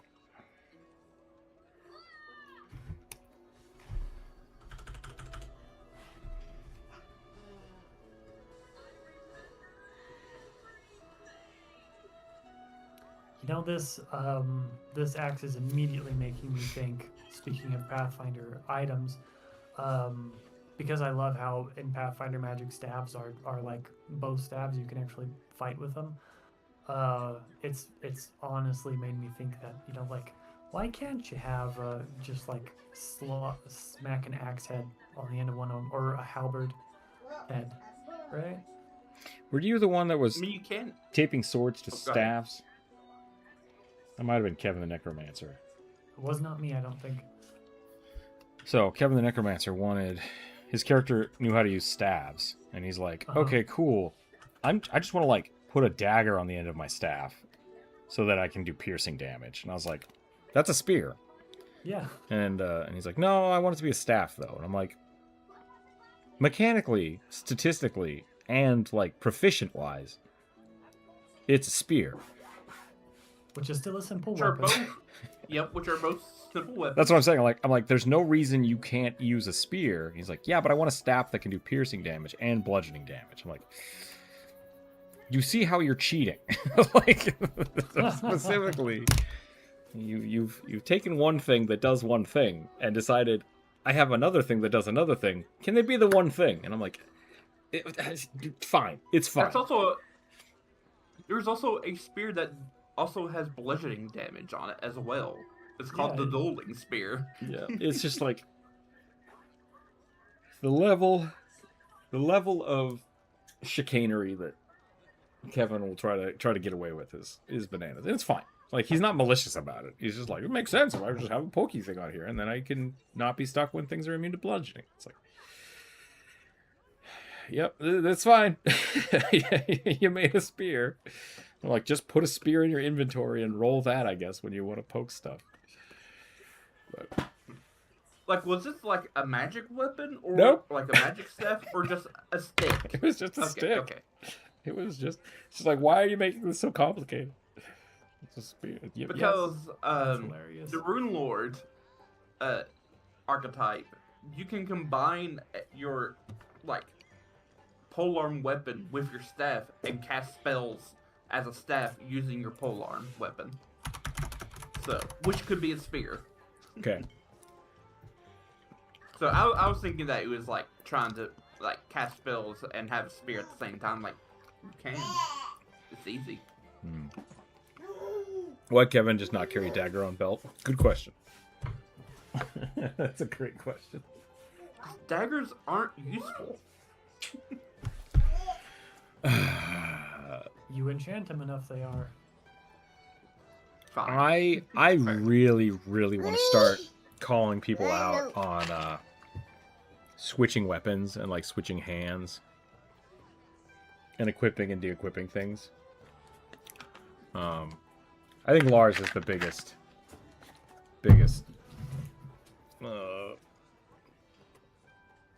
forgetter of this, because he runs D&D games all the time, and so he does not care.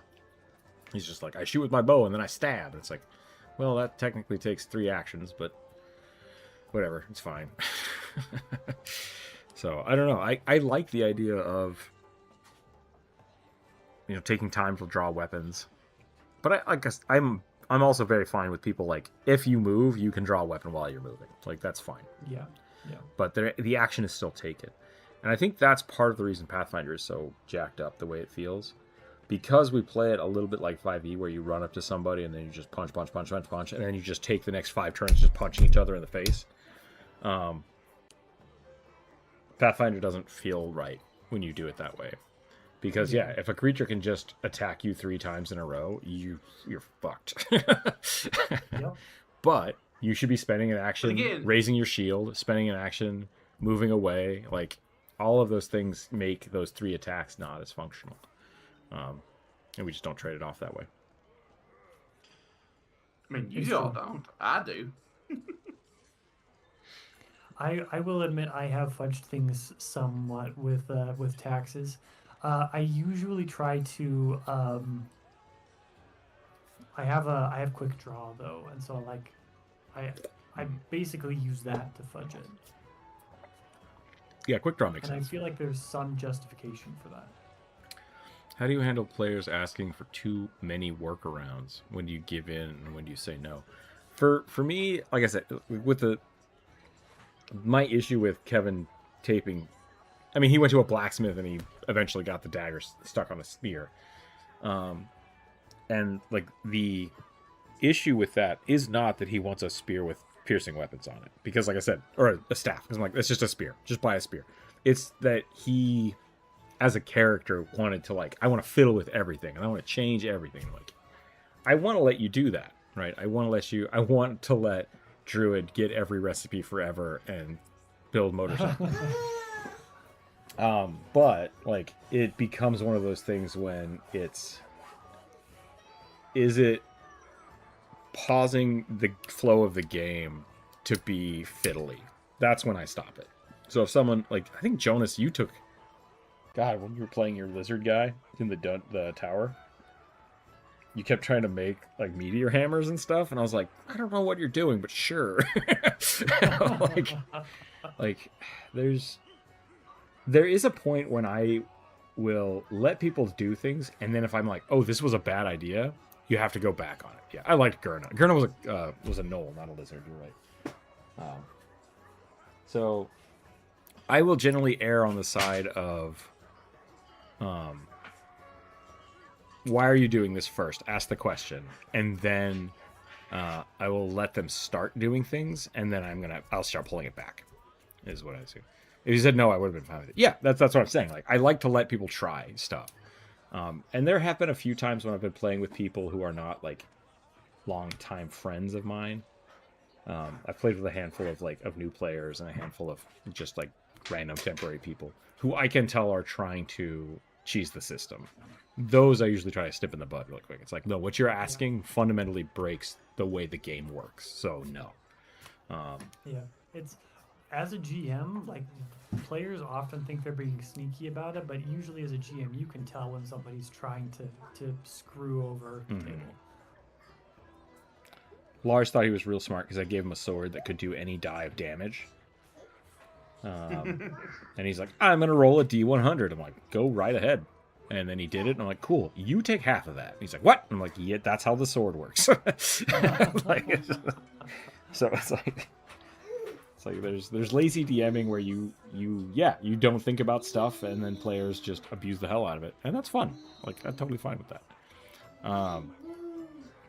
But then there is your responsibility as a GM to pull it back. It's like, cool, that happened, right? The sword of flaming fireballs does 500 damage to the boss, and it breaks. It's totally fine to allow the moment to pass, and if it pisses you off, that's fine. Take a breath, walk away, let it like, okay, I need a minute to like resolve this. And then it's very hard, and I did this last time we played. I got mad at somebody. I can't remember what it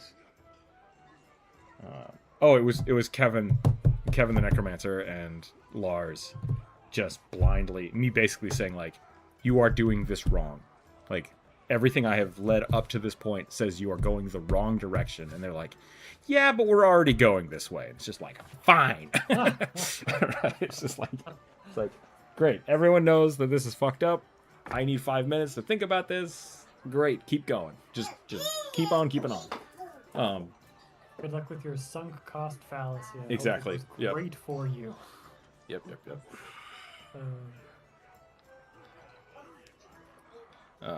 Yeah. So that's how I deal with that. Let it happen, see where it goes, and then fine tune it and pull it back as you play. Yep.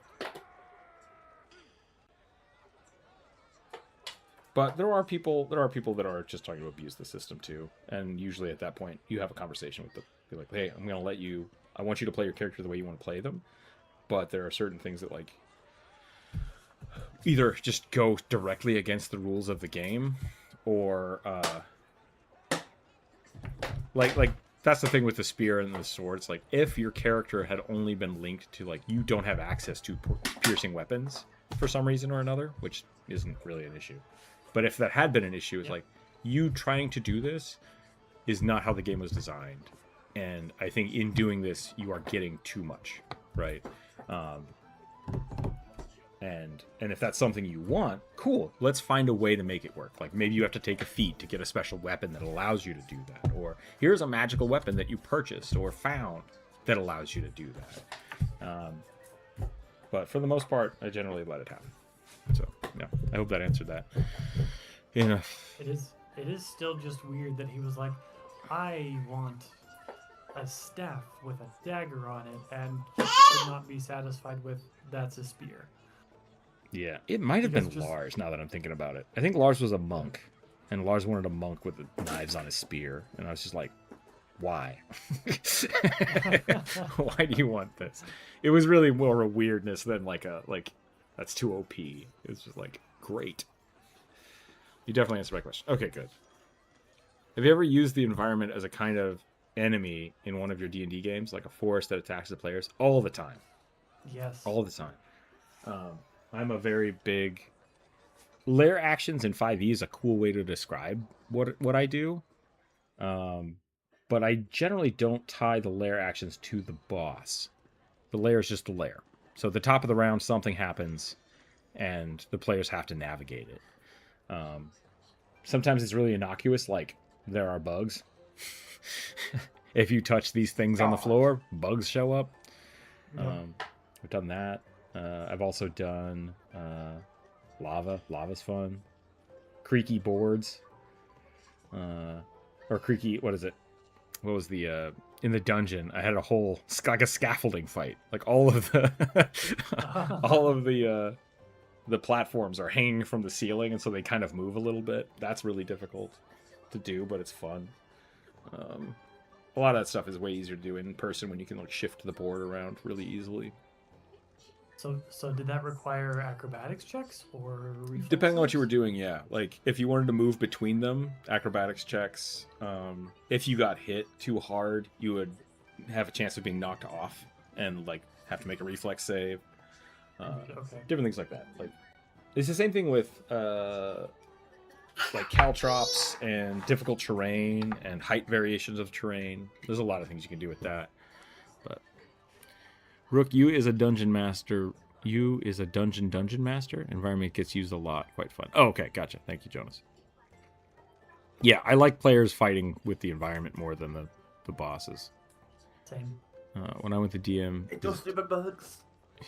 Sorry. Yeah. No, I mean, I take it back. It was not the bugs that annoyed me. It was the stupid skull swarms. Skull swarms were mean, yeah. Those were really mean. And it's like, stop proccing them, people. As a GM, it is really funny to me when I've planned like an environmental effect that's supposed to make a fight significantly worse, and then it screws me over, like the portal to the water plane. Yeah, that was pretty funny. Yeah.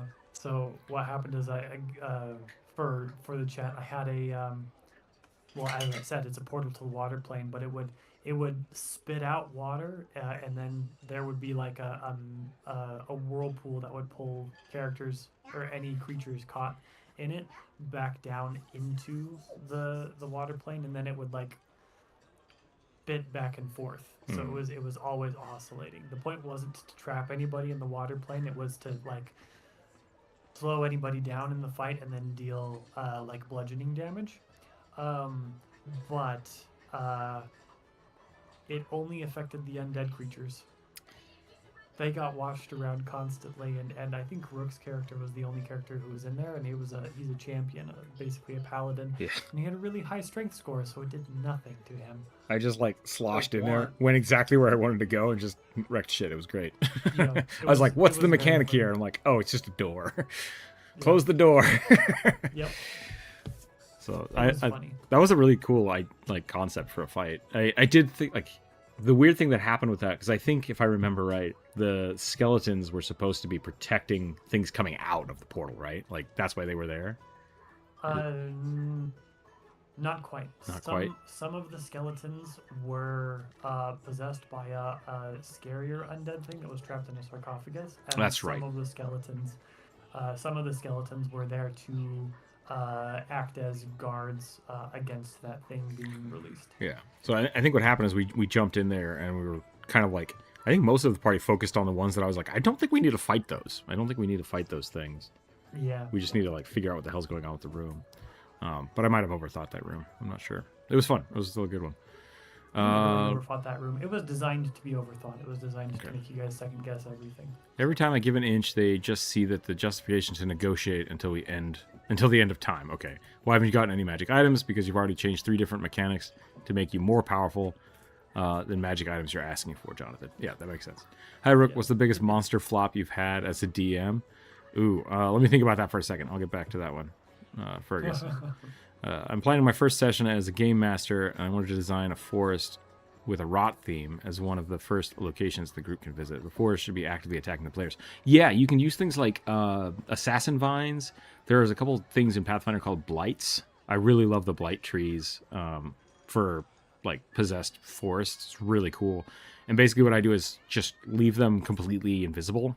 Make them more like a trap than a creature.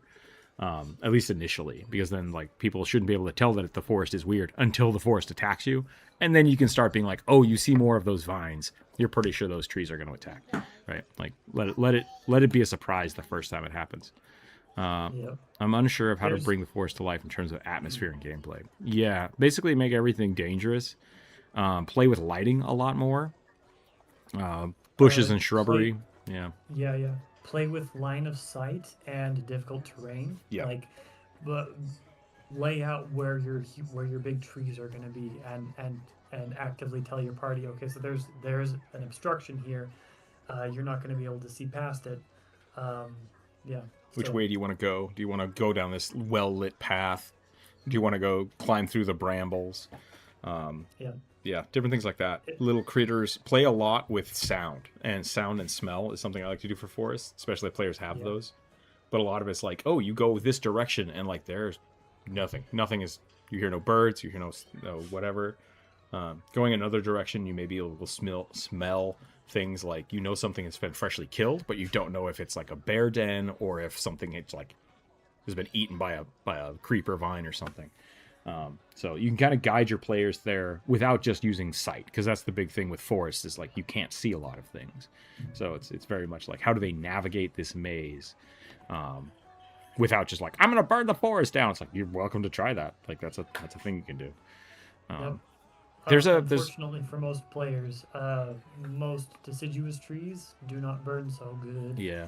Check out if you go through Pathfinder's Rise of the Rune Lords, I think in chapter 2, it's the chapter about the goblin encampment. There's a pretty good little chapter in there about crawling through a forest. So give that a go. You could kind of play with that. There's a druid that can like meld with bushes or something. I can't remember what the spell is called, but it's kind of fun because he just like pops in and out. Okay, my worst flop, biggest monster flop you've ever had. I'm trying to think. What just didn't work? I have kind of a flop that's not really like it was a bad monster choice. It just didn't work. I tried to have a really cool like end of session because there's been like, a few sessions of trying to like build up to this where they needed to fight a boss in essentially what was an arena, right? Like so there's a big arena here. I'm gonna draw this real quick. The axe is done. Pretty happy with that. I think we're probably gonna call it here soon, but Yeah, it looks cool.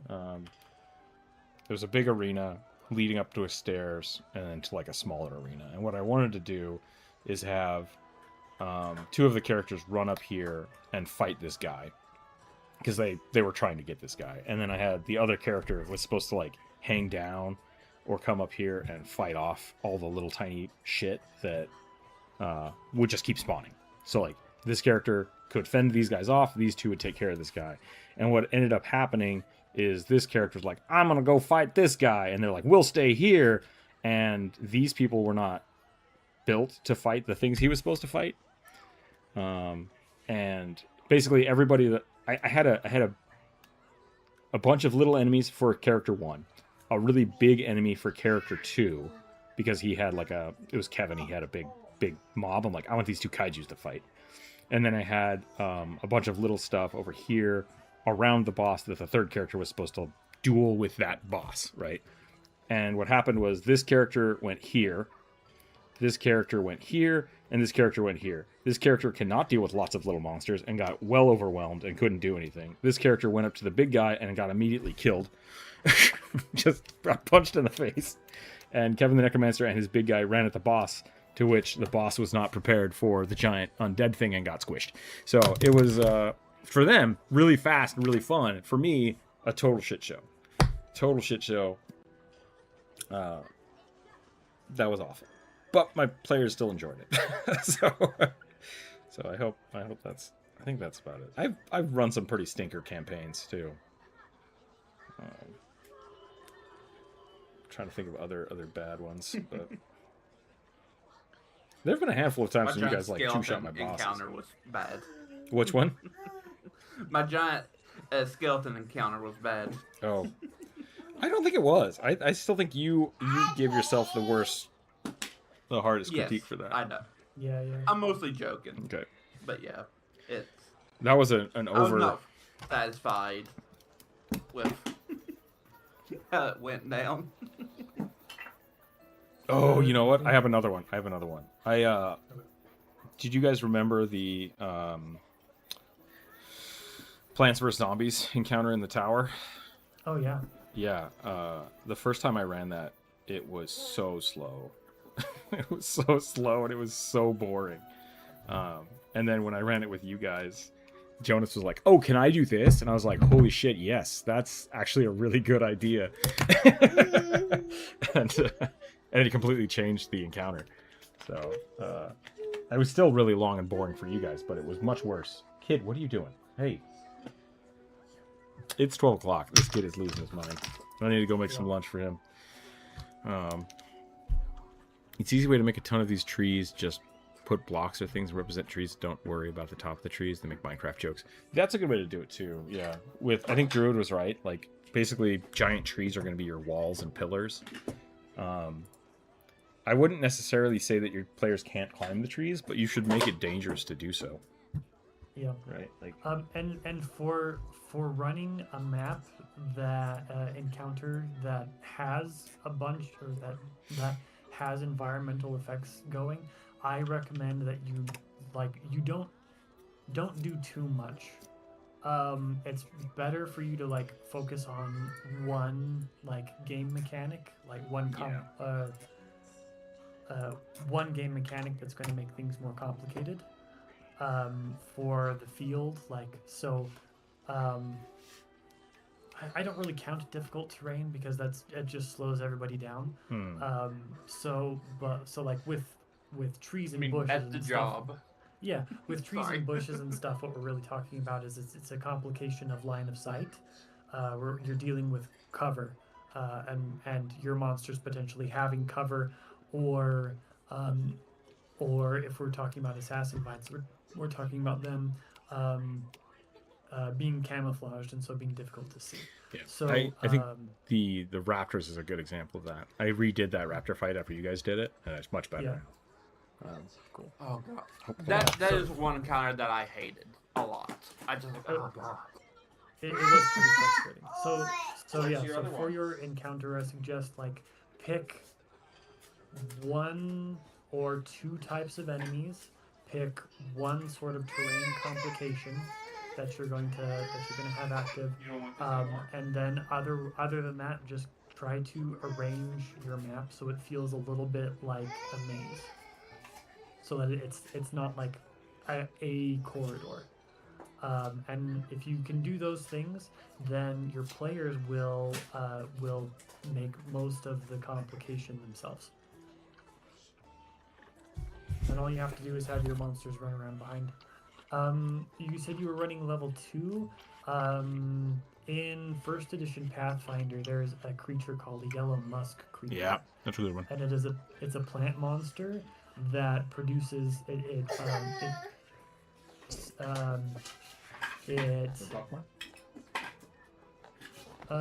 charms people's brains so that they come too close, and then it plants seeds inside their brains. So what you end up with is a boss enemy and plant-based zombie characters around it. So that's a fun idea that can be creepy and thematic. So if you don't want to do assassin vines, which I think are higher level, you can try that. The fun thing to do with that is that you can also have the like I said, if there's no sound, it's because all the squirrels have been already mind controlled by the plants. And then you can throw in zombie squirrels too, which is fun. Yeah. I do need to go. Kid is losing his mind. Okay. I think I said everything I wanted to say. Hope that helps, Trazen. Go check out my shoot. It's one of the shorts. It's one of the shorts about traveling. Like if you're fighting on a cart or a boat, you can use the same thing. That's how I changed the raptor fight, because the raptor fight got really squirrely with people falling all over the place. If you make it so that if they're trying to move through the forest as a group, they have to stay as a group.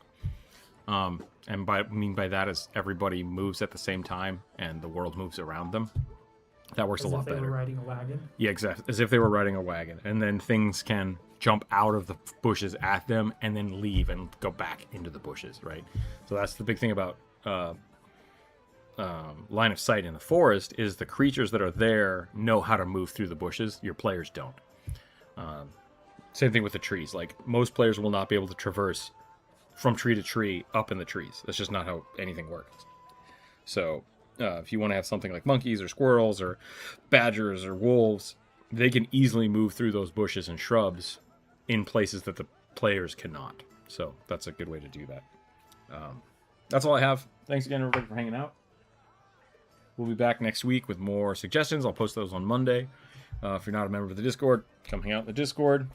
I'll be working on some commissions and stuff this weekend. The game is still going pretty good. I actually wouldn't mind playing that with Druid and Corvus this afternoon if you guys are around. Otherwise, that's all I got. Thanks for hanging out today. Yeah, I had We fun. will catch everybody later. Bye, everyone. Bye.